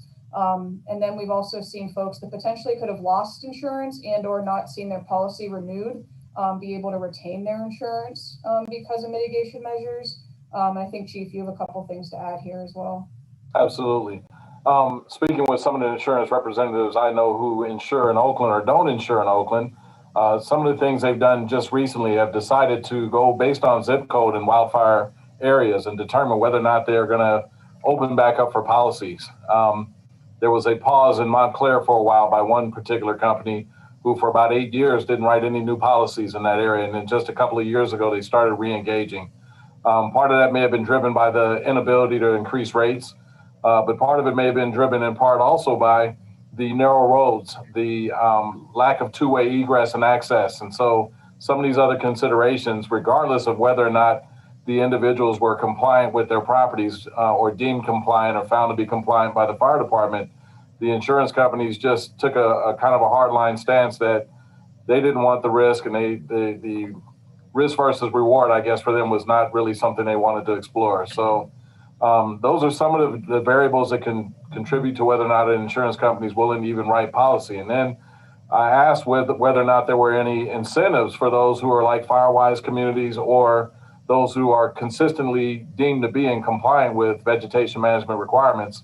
And there's no benefit or favorable rates available with some of those companies. So I think there is a larger legislative movement underway, but I just don't know how much traction that's going to get right away. I appreciate that. Thank you for those comments, and apologies for asking an impossible question, but I appreciate those are well-informed comments. And then when I think of, and thank you, Councilmember Kurtz, for bringing up sustainability and climate change. I can't quantify, but I imagine that we will be creating more biomass as we chip and remove. Do you know if there's been any consideration as far as the journey of that biomass? Is there any consideration for, chemical conversion or energy conversion with the marine sanitary, or is there any consideration for that increased biomass of that sequestered carbon that we're pulling out of the community? I would offer that I think as much as that, and Quinn, feel free to come right behind me on this. As much as there's opportunity and it's starting to grow, I don't know how widespread it is in our region right now. And I think it's a relatively new concept, and I think it's going to gain traction. As I mentioned, the use of air curtain burners as an example, that's something that has been utilized by CAL FIRE and other agencies to try to reduce the reliance on wood chipping. But the question becomes, ultimately, is that something that we could manage our own as a local agency? Or would it be something from the private sector to perhaps start engaging on, and then we contract with those entities to deliver a product to them that they in turn around and utilize or resell or repurpose somehow? So I don't know that that's something we could, legitimately engage in as either a local agency or even a county. It may require some private enterprise to assist with. At least that's my basic understanding. Yes. Well, I appreciate that. That sounds like an innovation request to an entrepreneur that wants to take advantage of increased biomass that's going to be coming out of the community. Thank you for entertaining my questions. Thank you. Vice Mayor, do you have any questions? No, I just have lots of praise. I've been involved in this from the inception. I do have one concern, though. I believe I heard on Quinn, who is, one of the most popular members of the fire department, offer to come and cut down people's particular trees. So you're quite beloved. So you better watch out. You may get some folks taking you up on that one. So, but no, I'm delighted to be here and praise for everyone. And there have been many people involved in this for a long time. It's great to finally see it coming to fruition. Great, thank you. Well, I have a couple questions that came out. Some are building on what's already been asked. The first one, though, is a very obvious one. How does someone know if they're in or outside the WUI? So how do you do that? So someone's watching tonight and they're like, wow, do I need to do this by August or April? Well, if you've never gotten a mailer from us or knock on your door, you're probably outside the WUI, because that's where a lot of our efforts have been focused to date. But council did adopt an actual map, and I'd have to pull up the exact kind of council meeting. I believe we also have that map available on the website, and if not, we'll make sure that gets readily available. It also is part of the Community Wildfire Prevention Plan. So there's a couple different ways. Marin Maps is also a public resource that can be helpful, but we'll make sure we get that simplified and work with the team. Yeah, let's make it, because people won't even know what it looks like. Councilmember Kurtz put something in there, but that we need to have very obvious on our city council website. So we're not just sending all those emails to you. We can send people to the website. I have a question. So in the ordinance, it talks about street adjacent vegetation removal. And as I understand it, what I've seen around San Rafael is PG&E often does quite a bit of that. Could you speak to how that intersects with the community? Yeah, so PG&E's work will largely focus on their lines. So that wouldn't apply to any neighborhood that's undergrounded or anything else. And they basically kind of create a bubble around the line, which might not actually go all the way to the ground. PG&E's focus is usually about things falling into the lines and not necessarily what the lines are going to fall onto. So yes, there is definitely some work that would overlap, but for the most part, actually, we'd be focused more on the ground fuels, because that's how we see fire spread and that's how we see ignitions, right? A loose cigarette butt, a chain sparking, whatever kind of start. So there might be some overlap up in the canopy, but for the most part, they're kind of focused on different places of the canopy, if that makes sense. Right, no, it does. I just know it was very specifically said where from the property if there's vegetation overhanging the street. And to me, it just seems if PG&E is already out there, I mean, literally it's them moving their saw 2 more feet and they've taken care of it. So just something to put out there for us to keep those conversations open with them if they're already there. My next question was, Councilmember Kurtz already talked about this, was the funding for the homeowners. So I think you answered that really completely, and how we will support people. You, when you're to Vice Mayor Bushy's point, you're going to get out there with your chainsaw. You had said, and this came up, this was really key about the exemption. So Vice Mayor Bushy's right. We have talked about this, as you did in the history, for 2+ years. And one thing that came up in the very beginning with the community was, I have my great grandmother's roses that are growing along the side of my house. How can I keep them? They're very healthy. So you talked about exemptions via inspection. So I understand that's a change. But is there still a vegetation management plan at all as part of this? Or tell me how that interfaces going forward. Yeah, so I think we'd keep vegetation management plans, or VMPs, pretty much as they're being used, which is largely new construction. And I think most of the exemptions are going to be established property. Otherwise, you wouldn't really be attached to the plant or the species or whatever it is. So I think there'll be 2 parallel processes. I think maybe in extreme circumstances, if someone had a ton of exemptions they wanted, it might make sense to use the VMP template. But for the most part, we're hoping these are pretty few and far between on the exemptions, and that we wouldn't need to use the VMPs.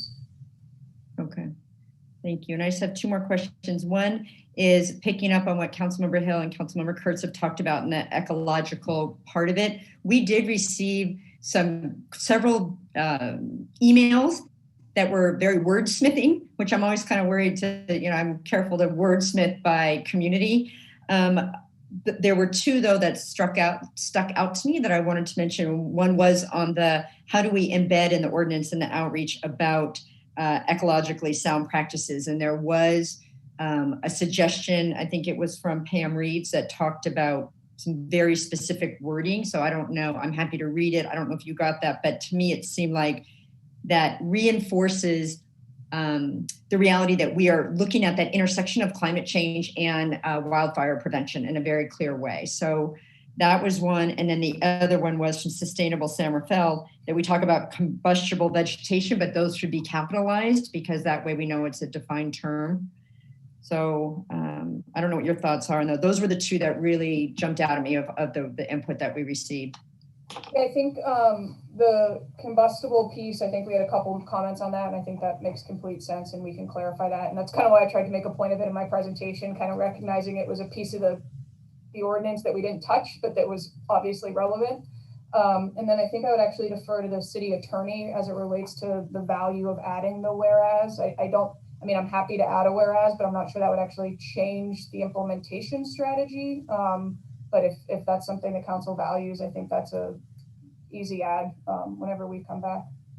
Okay, well, we can look at that. I mean, what was written, it's very broad, what was written, but again, it just kind of reinforces everything that we've just talked about. And being that San Rafael has been a leader in our climate change action plan, to me, embedding it, I would be very interested in that. So we can talk about that after we get public comment. And the last thing, and I don't know, it didn't come up, but I know it's relevant, and I'm not sure the name of the program, Chief White. I think it's called Zone Haven, but it has to do around the evacuations. And I bring that up because I know you've done a survey. I know people read about it on the IJ. If you could just hit that a little bit, tell us a little bit more about that, even though I know it's not something we're approving tonight, it is part of the bigger package. Absolutely, I'll be happy to speak on Zone Haven. And you'll probably hear me speak a little bit more about it in a couple of weeks.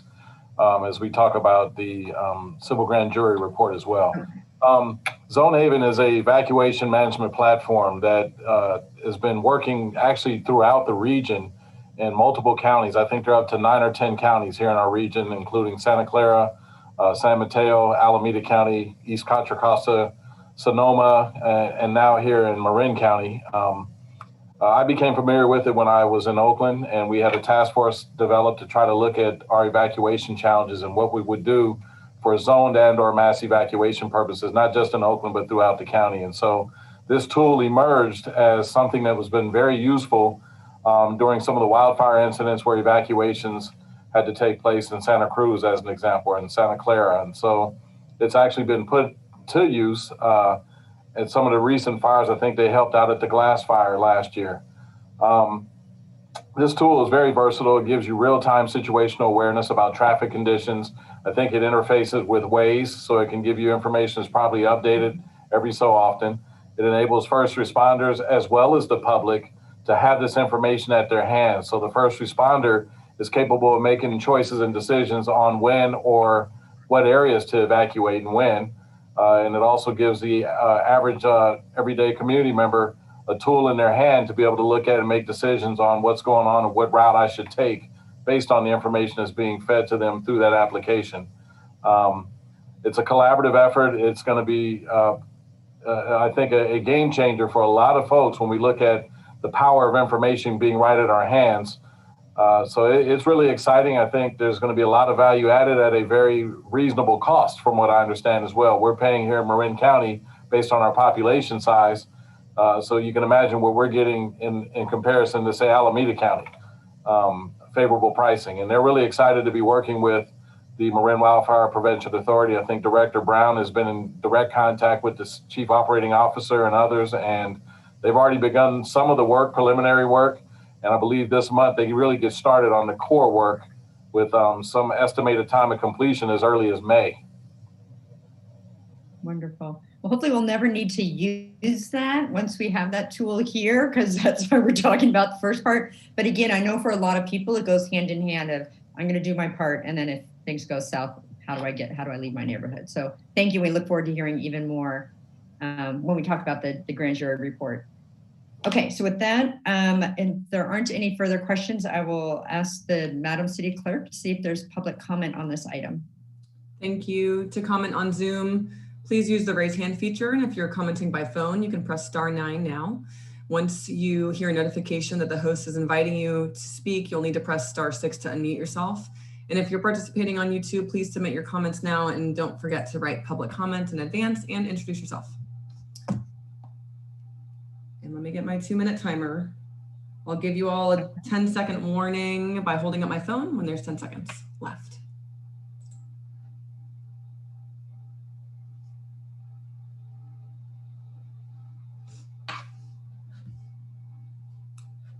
We're ready for you, Tom.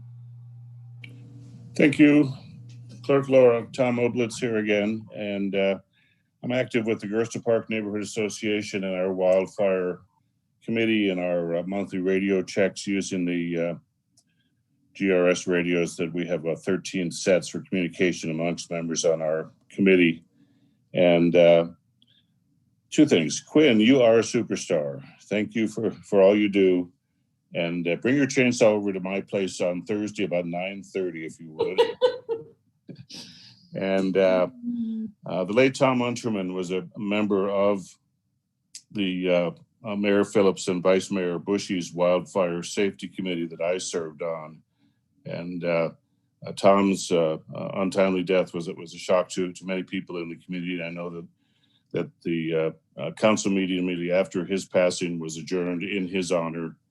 But I wonder if there might be something for a future discussion with Chief White and Quinn about some sort of a acknowledgement of Tom Unterman's contribution to the helping of what became Measure C, and his unquestioned knowledge and ability to share that knowledge with the community with respect to fire safe plants and techniques. So I don't need an answer now, but perhaps we could follow up at a later time and coming up with something appropriate in honor of Tom Unterman.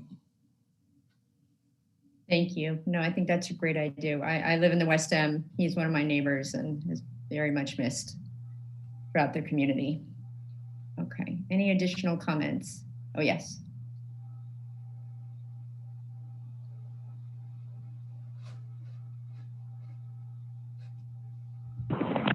Hi, this is Kate Powers. I have a couple of comments. One is I thank you for calling out the Sustainable San Rafael letter and the letter by Pam Reeves, Mayor Kate.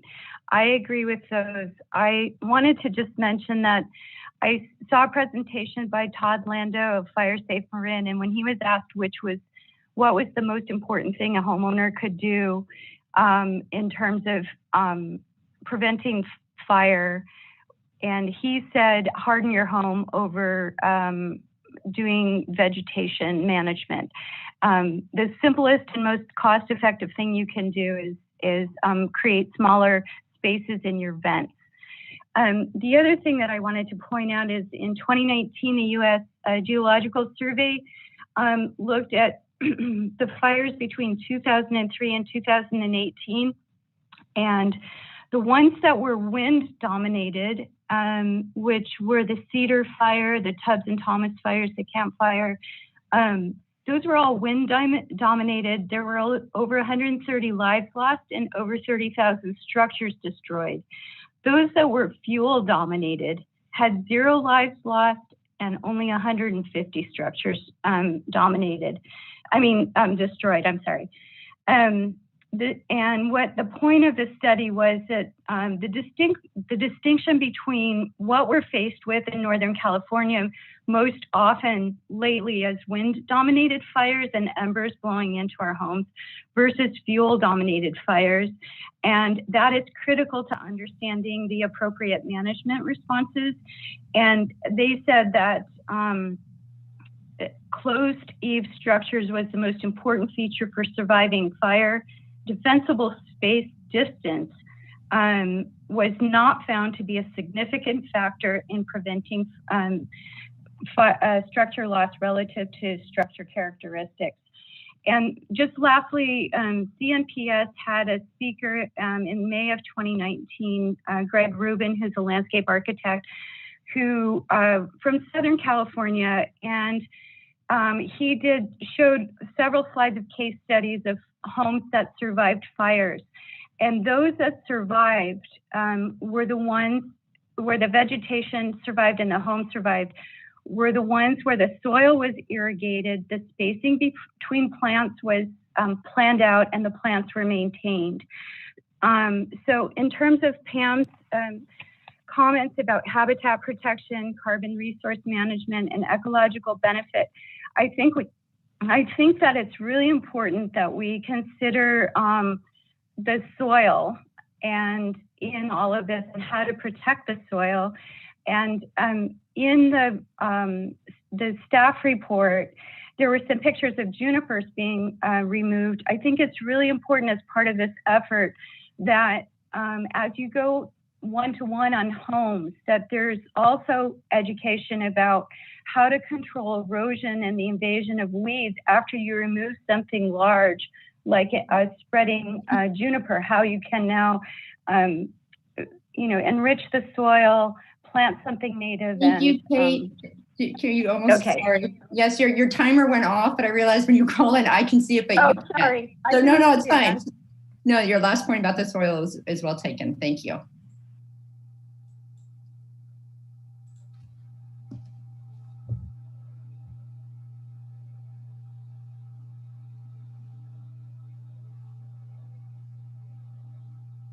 Hi, this is Victoria DeWitt. I submitted a letter for tonight's meeting.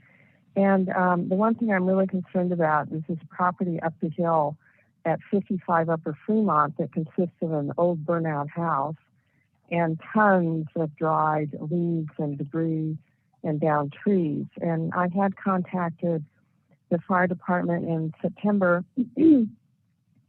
and was told that there would be chipper services available for the owner either at the end of November or the beginning of December.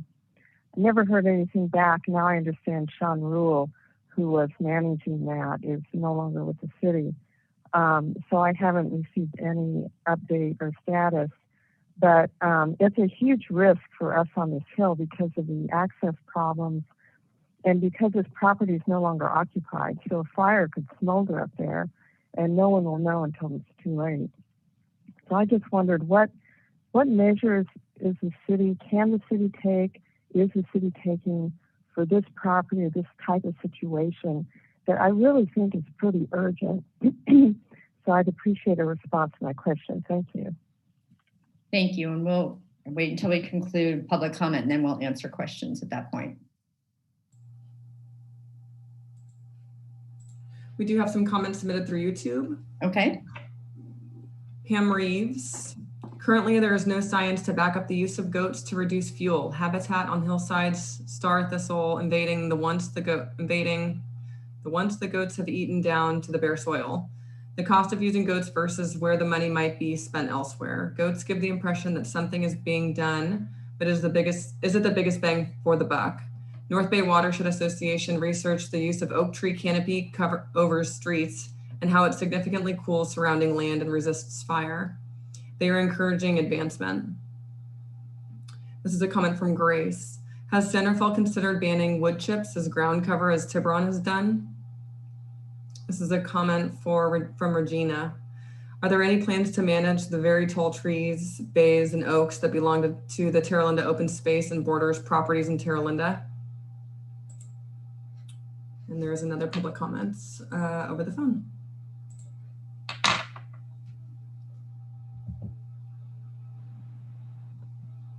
Good evening. Good to see you all. This is Bill Carney with Sustainable San Rafael. And we do support the application of this ordinance throughout the city. But we also did suggest a couple of wordsmithing changes, if you will, but we feel incredibly important ones. I appreciate the comment about the combustible vegetation definition And the section that it's in could easily be misread without that being clarified, and that could result in large amounts of vegetation being taken out mistakenly, and something we certainly want to avoid, both to avoid expense and also because of the impact that it could have on the character of the city and the environmental quality of the city. So I appreciate that one. And likewise on item B1, we would like to import or suggest that you import some really great language from the staff memo that extends on what the meaning of this section is. And that language is, quote, appropriate defensible space does not require or advocate the clear cutting of trees and brush, but rather horizontal and vertical spacing and maintenance. So that's in our letter, and would like to ask staff and the council if you would consider including that.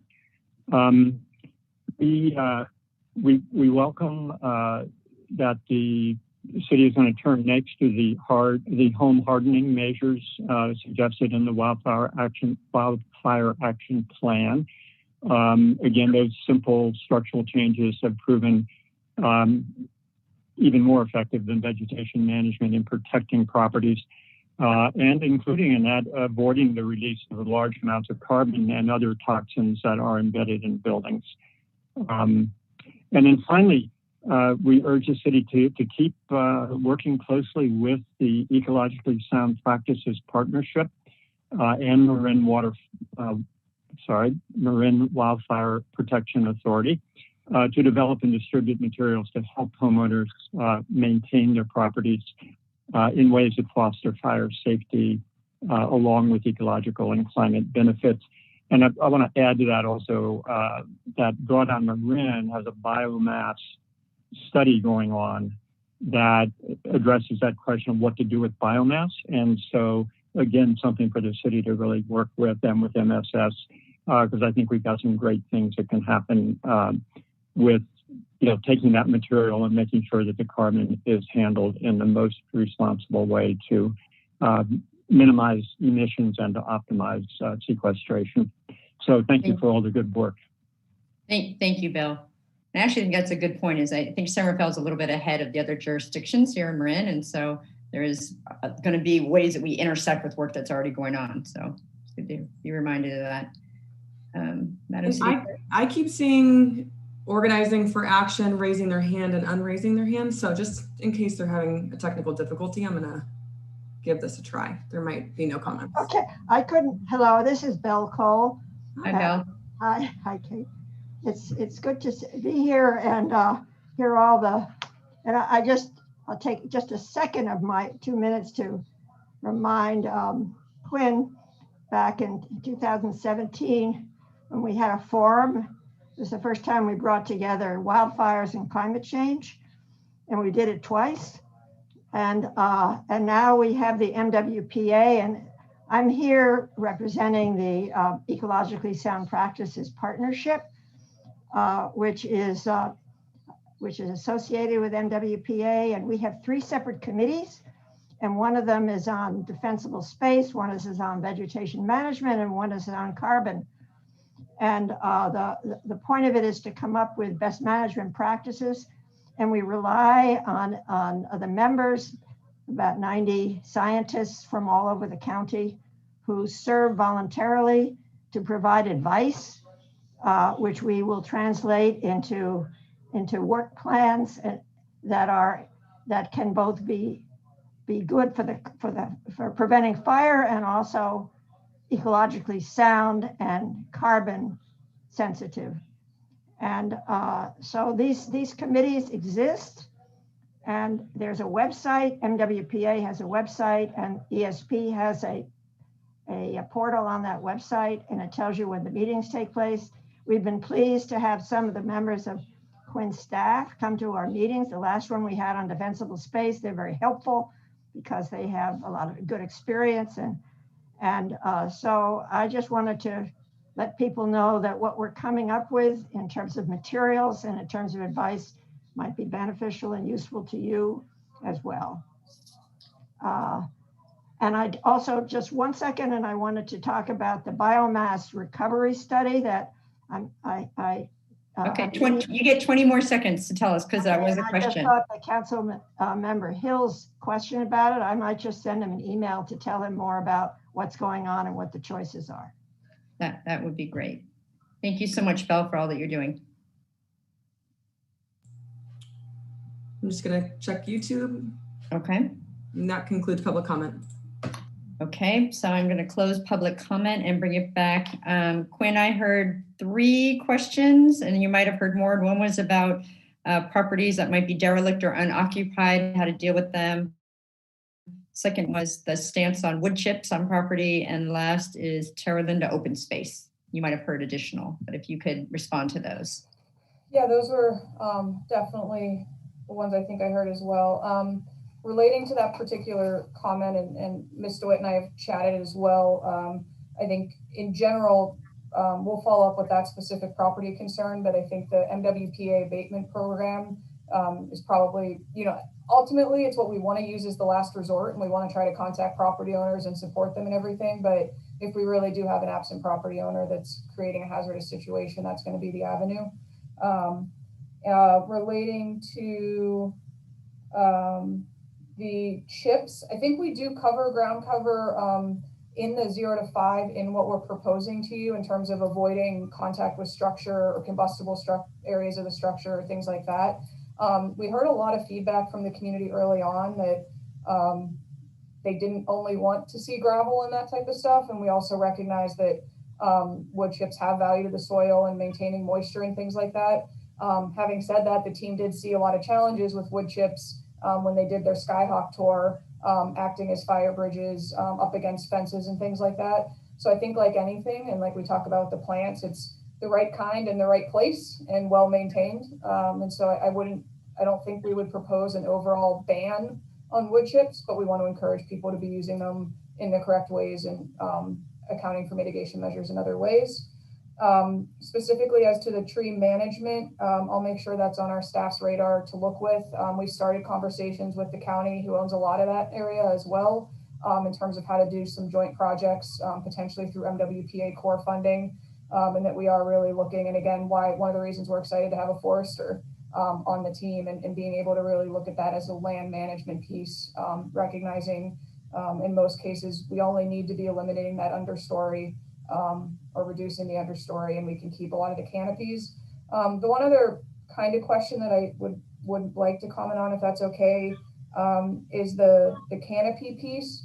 And just want to kind of make sure everybody understands, and this will come up a little bit more, I think, maybe on the next item, but that 13.5 is necessary for our engines and our fire truck to get in. So we need to have that vertical clearance on the roadway. We're not proposing ground to sky clearance, but we need to have that 13.5 clearance to make sure the vehicles can get through that need to be getting through. And then also just on the comment with the wind driven, I can fully understand where that's coming from, and we totally agree that home hardening is such an important part of what folks can do. And like I mentioned, that's a future council item as well. But that I think also just helps emphasize why that 0 to 5 feet especially, and having standards within that 0 to 5 feet is so essential, because those embers, just like they can get into your vent and then get into insulation or anything else, if they land in dried dead leaves, pine needles, etc., on your roof or next to your home, and they catch, it just has the potential to spread. And I always use the campfire analogy if folks are kind of struggling to understand how easy fire can spread. You start with the little stuff, and so we really want to make sure that little stuff is far away from home so that an ember landing is not going to ignite a structure. So I appreciate that comment, but just wanted to kind of clarify. And Belle mentioned, but yeah, we do have the staff involved in the ESP group and the committees, and really appreciate their work and are looking forward to their products that we can share with our community as well. Chief, did I cover everything? Did you have anything? Yeah, you did. Yes, you did. And then I realized I was looking at my notes. There was also a suggestion from Bill Carney about, and I didn't write everything down. It was the not clear cutting stance. And I understand, to me, having these further clarification makes sense when we're starting out a program, because I think it shows our intention. And for folks that aren't used to reading ordinances, like in his letter or in your staff report, I can't remember where that terminology was, but I would like my colleagues to consider including that. Again, it's not changing the underlying of what you're suggesting, it's providing further clarity. So both the not clear cutting comment, as well as embedding how we're going to be utilizing ecologically sound practices. Anyway, the suggestion that Pam did. And I don't know if we have to do the wordsmithing tonight. There might be a way we can ask the city attorney to look at those too, if we can go ahead and complete this item for tonight and then have those brought in, could be a suggestion. Yes, Councilmember Micah. Hi, I just have a quick comment that I heard as well. In regards to like removing juniper, and sometimes you have it because of the erosion, and you're talking about educating the community. So I was just I was wondering if you have replacements, because if you have that like juniper on the hill and you remove that, the hill is going to become unstable. So I don't know if you have an answer right now, maybe later, but something to keep in mind. Yeah, there are a lot of suggestions, and the Fire Safe Marine Plant List is a great resource, and we love having those in hard copy to leave with folks and want to continue that and expand it. And I think it brings up a great point to make sure we're providing kind of like different functions that people are looking for with their vegetation, and kind of breaking up recommendations based on that. I think there was one more question around goats. And I'm sorry if I missed it, if you had addressed it, but why we're prioritizing goats over some other activities. So I wouldn't say we're prioritizing goats. I'd say it's a standing, people love the goats, and we see value in all those flashy fuels and creating those breaks. And those are going to be especially important in wind-driven situations, because those burn quickly and fast and just carry fire. But we've got a lot of manual fuel work going on as well. I believe up on the website, and if not, we're in the process of a website update. So I'm sorry that some of these are in flux here, but we have a map of kind of all the other types of fuel reduction work we've done, really emphasizing those shaded fuel breaks where, again, we're reducing the ladder fuels and keeping the canopies. And so we're doing a lot of that work and want to continue to do a lot of that work as well. But it'll be a tag team approach. And we are working with Marin County. I believe Open Space has started some studies about the goat impacts over longer term in terms of potential spreading of things like that. And so we're talking to them to get their understanding and consider our own environmental review process there as well, and to do some more study work on that. Thank you. Can I add to that and mention that there's a added value of using the goats that most people probably realize, but they actually traverse difficult terrain. They're low risk. They don't have mechanical or heat sources that can emanate and start a fire.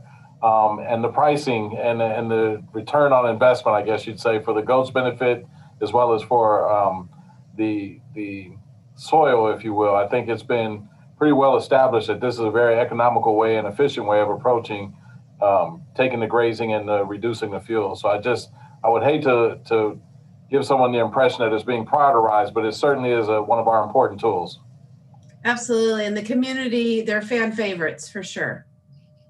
And also they love cypress and they are great for the soil. So I love my goats. So Thank you, Chief White. Good question. So I was hoping the city attorney could come on about how we could address embedding those additional items. This is the weird thing about Zoom. There he is. The city attorney changed shirts, so we didn't notice. That's okay. Were you able to hear what the question was? Yeah, I heard two options, which was to either add the new language or to come back at a later meeting to revet. And I think that's what's being presented right now as the two options, or did I miss that? Well, or if it's not substantive, but more plain spoken language, as it were, language that we all speak in, whether we could go ahead and if this is approved as is, and then the language could be, the clarifications can be added later. I'm not sure how that can. I see Jim on the line. I'm not sure if there's a preference. I'm glad to advise, but I want to hear what his preference is. My preference would be to, in the motion, should the council wish to approve the item, to state the two whereases that we would be adding to it. And I believe that there's some capitalization around combustible vegetation. I just want to ask the city attorney, I don't think that would cause us to have to renotice or do anything. It's just the whereas statements. Agreed. And then we wouldn't need to come back at that point. We would just by motion put it right into the document. So just so I understand, do we need to word for word give those whereases now, or is it enough? I mean, Quinn's nodding her head. She knows exactly what we're talking about. The whereases that was talking about the ecologically sound practices, and the one about we're not talking about people clear cutting their backyard. So those are the two. So we have the full text of those. So I think that would be fine unless the city attorney feels that they need to be read. No, I'm comfortable with where we're at. We heard the text. Yeah, no, thank you so much. Okay. So with that, I'll entertain additional comments from the council or a motion praising the incredible Quinn for all the work she's done and Chief White for making this happen and bringing it to our community. This has been a big issue for many years. We're excited to see some action. So Vice Mayor Bushy, who's been, okay. Yes, I have a proposal following up on Tom Oblick's proposal for Tom Unterman. So everyone knows that I was in the room where it happened, and we were all looking at Tom Unterman. He led us for the meetings where the ordinances that we are passing tonight, well, hopefully we'll pass tonight, they went from vague ideas with a whole lot of extremely contentious proposals. And Tom Unterman was the one who led us through a systematic review of the different types of plans, what could be done, what was practical, and what would achieve our fire prevention goals. So I think given the circumstances with his absence now from our community, it would be wonderful if there was some way that we could recognize the pivotal role that he had in bringing these ordinances to us tonight. I'm not sure what that might be, but if we could conceptually agree that something should be done to recognize his contribution, ideally in some sort of permanent way, on a going forward basis, I would strongly support us taking that action. And should we do that separately from a motion on the substance, or how should we handle that? Well, I don't have I didn't print out the ordinance because I think the ordinance does refer to the wildfire committee, and maybe at least for the first part is maybe calling out his name would be one way. That would be an additional for the first part. And then in terms of something more permanent, we could talk about that. But that way his efforts would be enshrined truly in this ordinance. All right, and we will commit conceptually to looking for opportunities on a place where it would be suitable to recognize his important contributions here. All right, that discussion having been completed, I'm delighted to move that we adopt an ordinance of the City Council of the City of San Rafael amending sections, 7.12-.010 and 4. Wait. I don't know if you're on the right. Isn't it 4.1? Oh, I didn't have my glasses on. Okay. 4.12.010 and 4.12.030 of the San Rafael Municipal Code to establish citywide vegetation management and wildfire mitigation standards to help reduce the risk of a catastrophic wildfire. Also, wait, hold on one second. Vice Mayor Bushy, with the aforementioned discussion about the additional whereases and combustible vegetation edit. Correct. Added. I adopt that as part of my motion. Thank you. I'm happy to second that motion. Councilmember Kurtz has seconded. Thank you. So roll call, please, Madam City Clerk. Councilmember Bushy. Aye. Councilmember Hill. Aye. Councilmember Kurtz. Aye. Councilmember Lorenz Galati. Aye. Mayor Kate. Aye, that motion passes 5-0. Thank you so much again, Quinn and Chief White. We wouldn't be looking at such a fine ordinance with nuances that really reflect our community desires if it wasn't for the work of you two and your team. So thank you so much. And I think you're still on, because we move on to the next item, item B, which is a regulation of on-street parking on narrow streets, very related to the subject we were just talking about. So I'm not sure who I turn that over to. Oh, Chief White. Actually, yes, I kind of did a introduction in my first opening remarks, but I'll just kind of set the stage briefly here as well.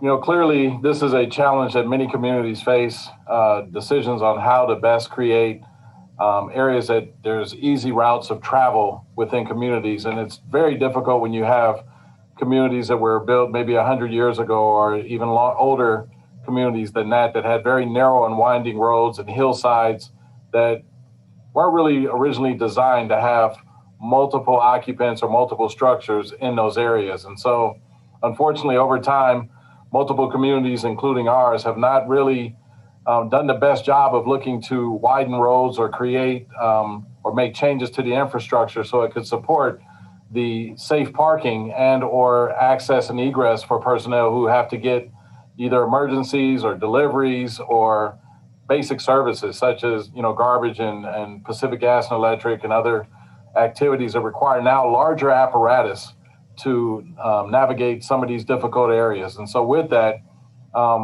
clearly we see there's an opportunity for us to create something safer for our community in the way of allowing access into and egress from some of these areas where parking is really I'd say a difficult, if not almost impossible thing to navigate when vehicles park in a manner that doesn't really take into consideration other larger vehicles needing access to the various routes of travel there. And so with that, I think I have to be very appreciative of all the study and all the effort that's gone into how do you approach doing this in a responsible way, using appropriate signage, using appropriate markings, using if necessary, setbacks or carve-outs through vegetation removal and or building retaining walls and creating parking where there was no parking before.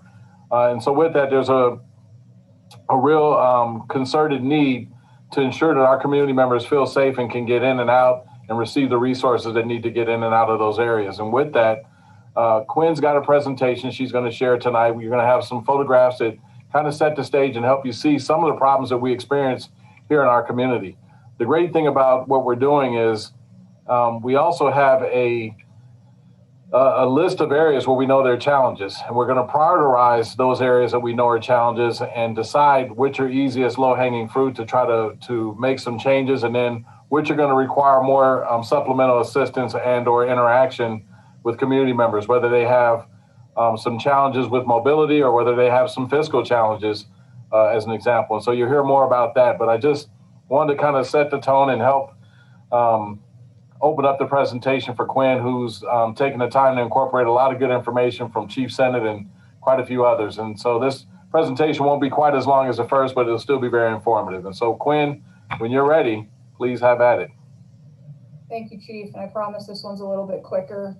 If I may, though, before I start, I just want to appreciate Councilmember Bushy acknowledging Tom and that effort. And we've already got a couple ideas, and I'm happy to talk over with you as well and all sorts of good stuff. So appreciate that.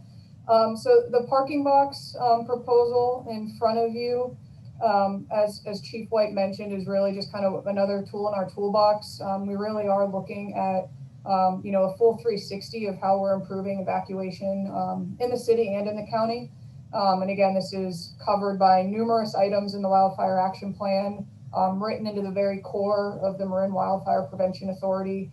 But the proposal in front of you tonight, is quite specific to one part of our ordinance. I am never going to pass up an opportunity to help our community get signed up for alerts, which none of our evacuation improvements really will matter if you don't know you need to evacuate.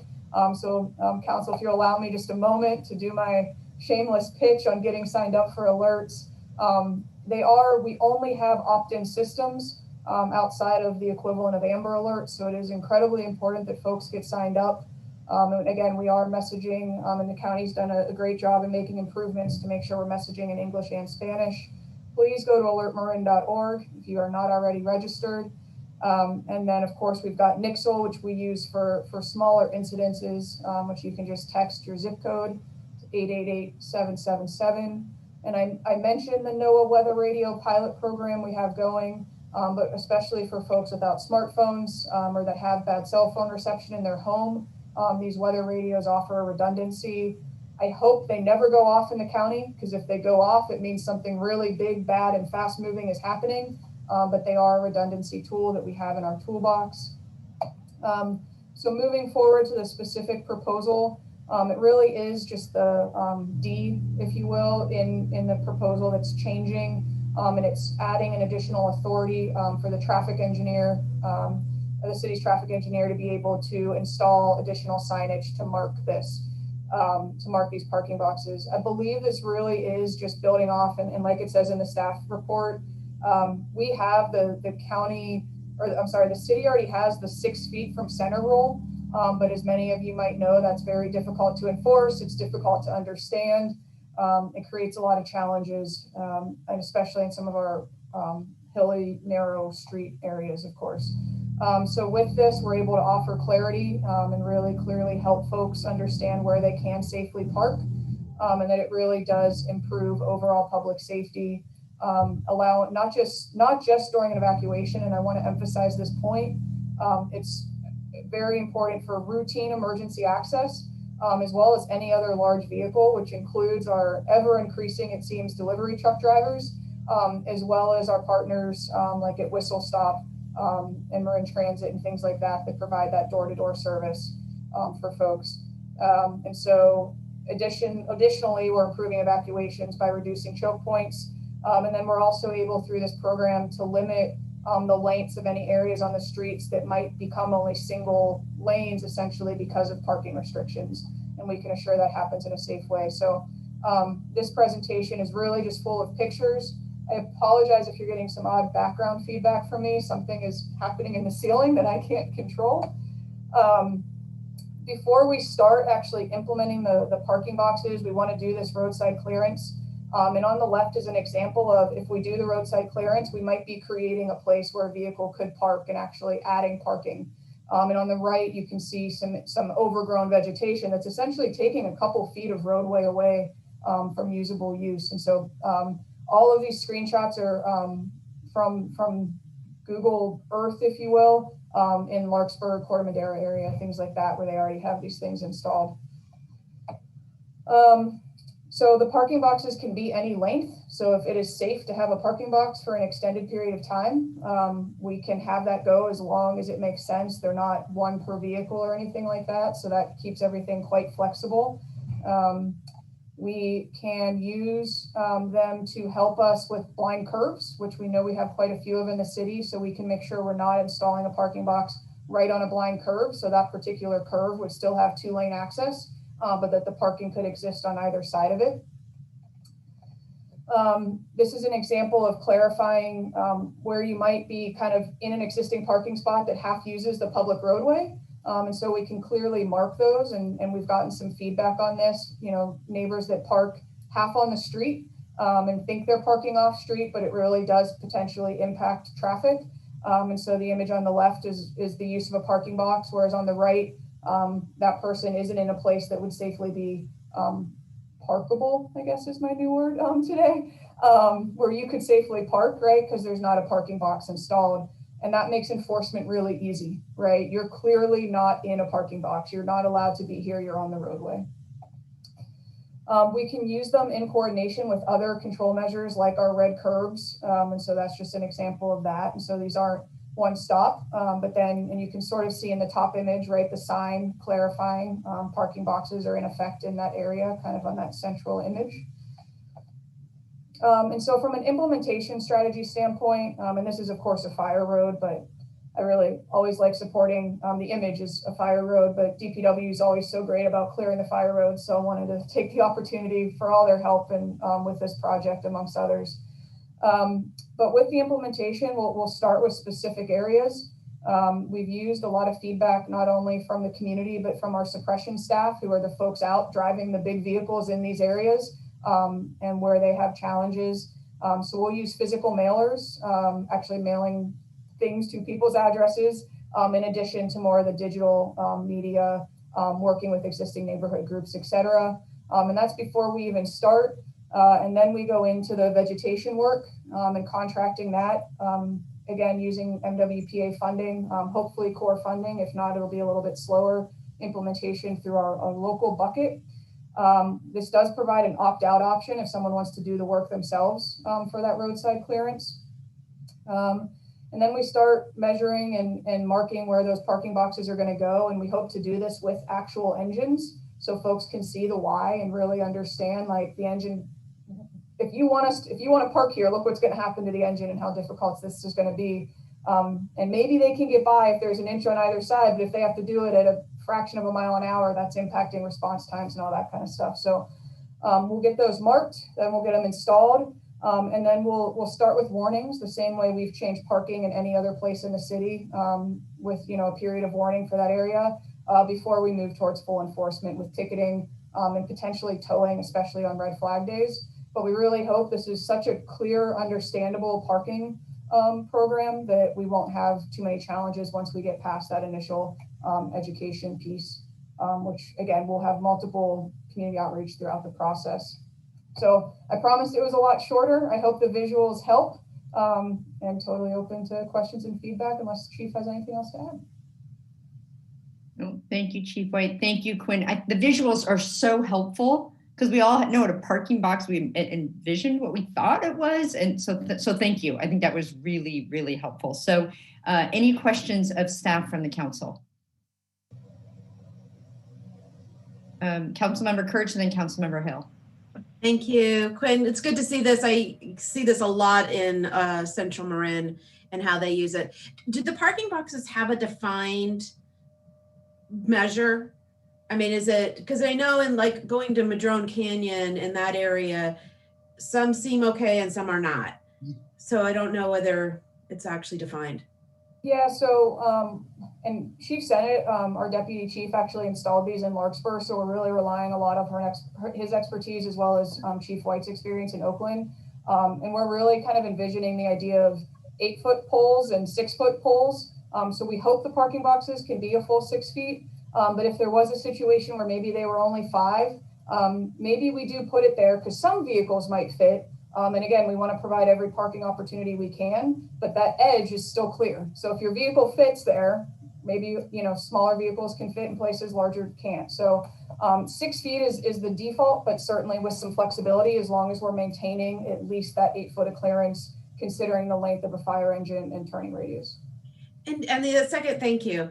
That's helpful. And then the second question is, do you have an idea at this point how many of the areas require vegetation removal and how many are just marking only? So we're gonna, the roadside vegetation is also just a bigger part of the plan. So we're really gonna do everything. We're still doing some ground truthing to understand in all these areas, is it a day of roadside vegetation or is it weeks?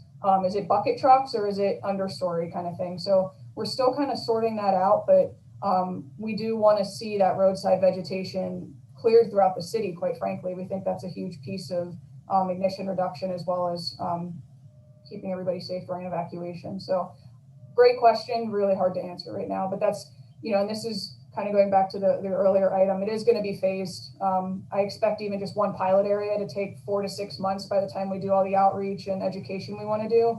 And so it's going to be a multi-year process before we have them installed throughout the entire city in the areas that we deem necessary. Great. In some areas, we might do the vegetation removal and decide we don't need the parking boxes. Turns out this road was 4 feet wider. I don't expect that to happen in a lot of places, but that's why we want to do the vegetation work first, is to allow and expand as much as possible. Okay, great. Thank you. Just to piggyback on to the question about the size of the parking boxes, I think those boxes can extend further out for multiple vehicles at a time as well, depending on the fact that you have enough sufficient clearance out into the center of the road as well. Thank you. No, great question. Councilmember Hill. I think these are 3 hopefully rapid fire questions in no particular order. There was a phrase in the report that said staff will work with residents and neighborhood groups to review and accommodate unique individual needs while maintaining focus on overarching goal of public safety.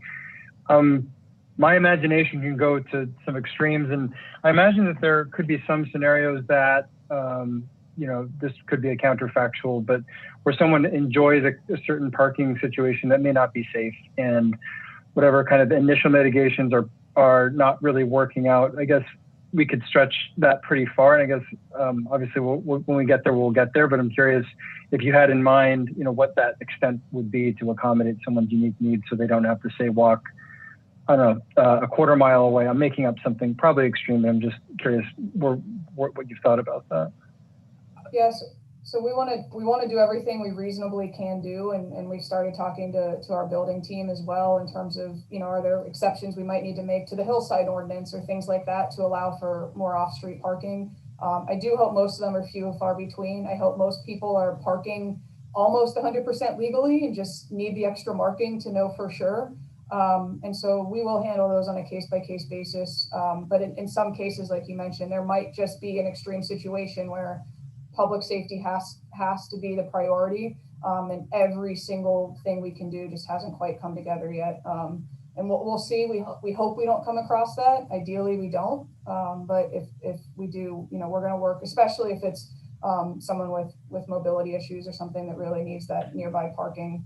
We're going to do everything we can to figure it out. Thank you. Also, I'm aware that the department has many different types of equipment. Ladder truck, obviously one of the most visible. I know that community members might say, well, don't we have other smaller vehicles that could gain access? Could you comment a little bit, just for the edification of the community, why it is important to still have the large equipment to go to some of the more rural parts of our community? Quinn, I can jump in on this if you like. We're fortunate that we have a variety of apparatus. We have smaller units that are the ambulance, if you will, but fairly large still in themselves, but certainly smaller than an engine or a truck. If we have an incident, an emergency, whether it's a high angle rescue, whether it's a actual wildfire starting or a structure fire starting, the ability to get there and safely prevent the exposure of that incident moving forward to other structures or moving forward to becoming a rapidly spreading wildfire event requires that we get as many people as we possibly can to that location as quickly as we can, in the greatest numbers we can. And so with that, you do have the ability to take smaller tank wagon apparatus, but usually those can only seat 2 or 3 people on average, sometimes just 2. They don't always carry the amount of water that you would like to have. And if there's some challenges with water supply, you certainly want an engine that has the capacity to, at least connect into a hydrant and be able to flow water for extended periods of time. So that requires more personnel to actually come in and start setting up the groundwork for a successful incident mitigation. And so there's so much more to it, but it really, in essence, it means more resources, quicker, and deployed to the right locations, which ultimately means you're bringing larger apparatus and equipment that's designed to do what you need it to do. If you had just a EMS call, but you didn't have a transport need, you could bring a 2-person utility vehicle as a result. Or kind of like if you remember the old show Emergency, where you had, I think it was Gage and DeSoto, who they were paired up in a small unit. They got on scene pretty quickly. They could navigate a lot of areas that we have in a smaller unit. But if you had to transport back out, they were waiting on an ambulance to come up and do that separately, which, again, that's a different dynamic. But certainly we need as many resources on the scene as quickly as possible to start fulfilling the mission and all the various technical roles that you might have in a structure fire or in setting up an A-frame for a technical rescue or some other type of activity that may take place in these remote areas. Thank you very much for elaborating on that. And then finally, there was a part that talked about revenue from ticketed violations. And, it got me thinking, with Measure C being a 10-year run before it would potentially be renewed. And, I can't see 10 years in the future. But if it does get renewed, we're just continuing to accumulate fees. I was just curious, like, how do we manage those funds? Is it necessary to say that we would distinguish it and not and keep those as separate for the time when Measure C is no longer valid? I guess I just want to make sure we're kind of taking it down to zero if it does get renewed. Are we going to have access to those funds at some point? Quinn and I were talking about something similar recently, and I think the goal would be to utilize those fundings in a responsible way to continue to maintain the markings and signage and maybe some of the vegetation removal as those funds or the MWPA is or is not renewed. We're still utilizing these funds in a constructive way so that it's not money that's gone to waste or that's just sitting idle somewhere. I think I would also add, and I see Jim Myers, and if he has anything to add in terms of how we use ticket revenue currently, but the hope would be we don't see much of it, quite frankly, that once we get past that education piece, this is just what people understand is necessary for public safety, but we would potentially have that to, again, maintain the painting and the signage. And early on, if we did for some reason see an influx in that ticket revenue, it could be something we use to support some of those unique circumstances potentially if the MWPA itself won't support it. Great. Yeah, thank you. Yeah, I didn't think that there would be too much obviously violation collection, so I got the sense that this is more about working with the community to get the right outcome. Thank you so much. Thank you. And just to clarify, if we're following what we do when we change parking, we'll be doing education for, I think it's 6 months.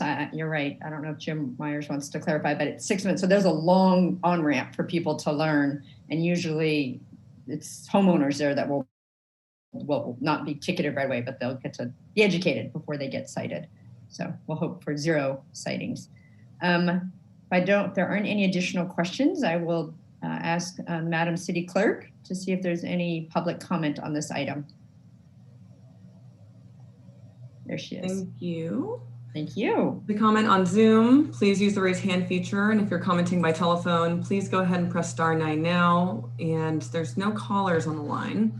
So if you're on Zoom, just go ahead and press the raise hand feature. And if you're on YouTube, submit your comments now. I'm going to give it about 15 seconds. There's currently no hands raised or comments.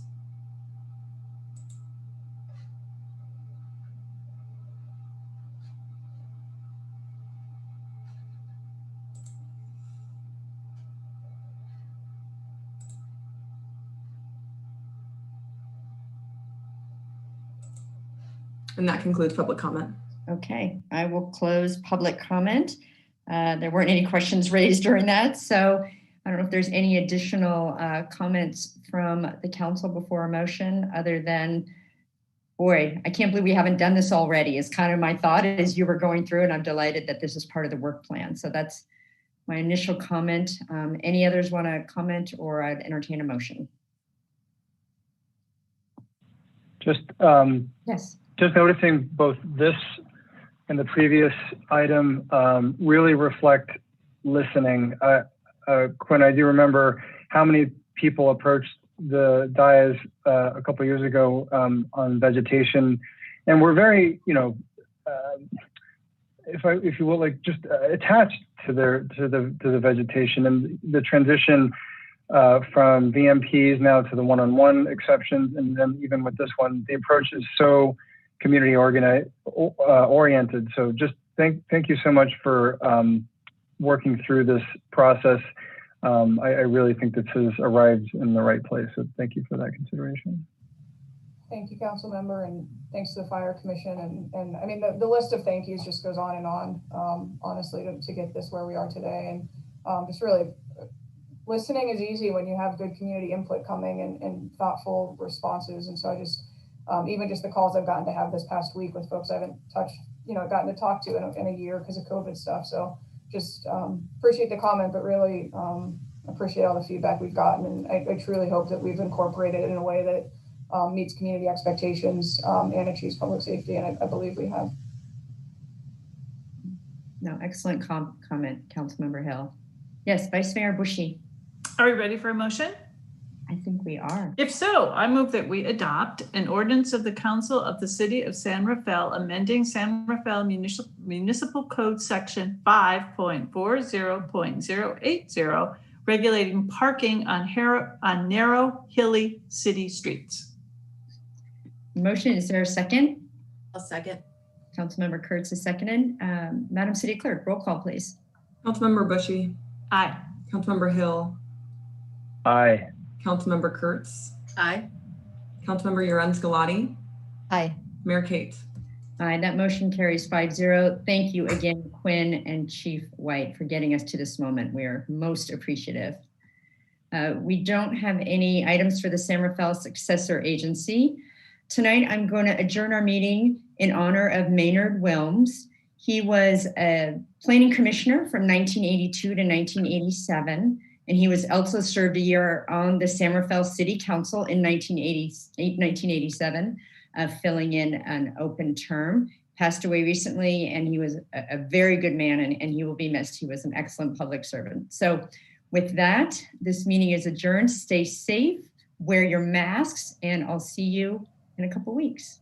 Thank you. Night, everyone. Thank you. Thank you. Aye. Bye. Night, everybody. Bye. Night.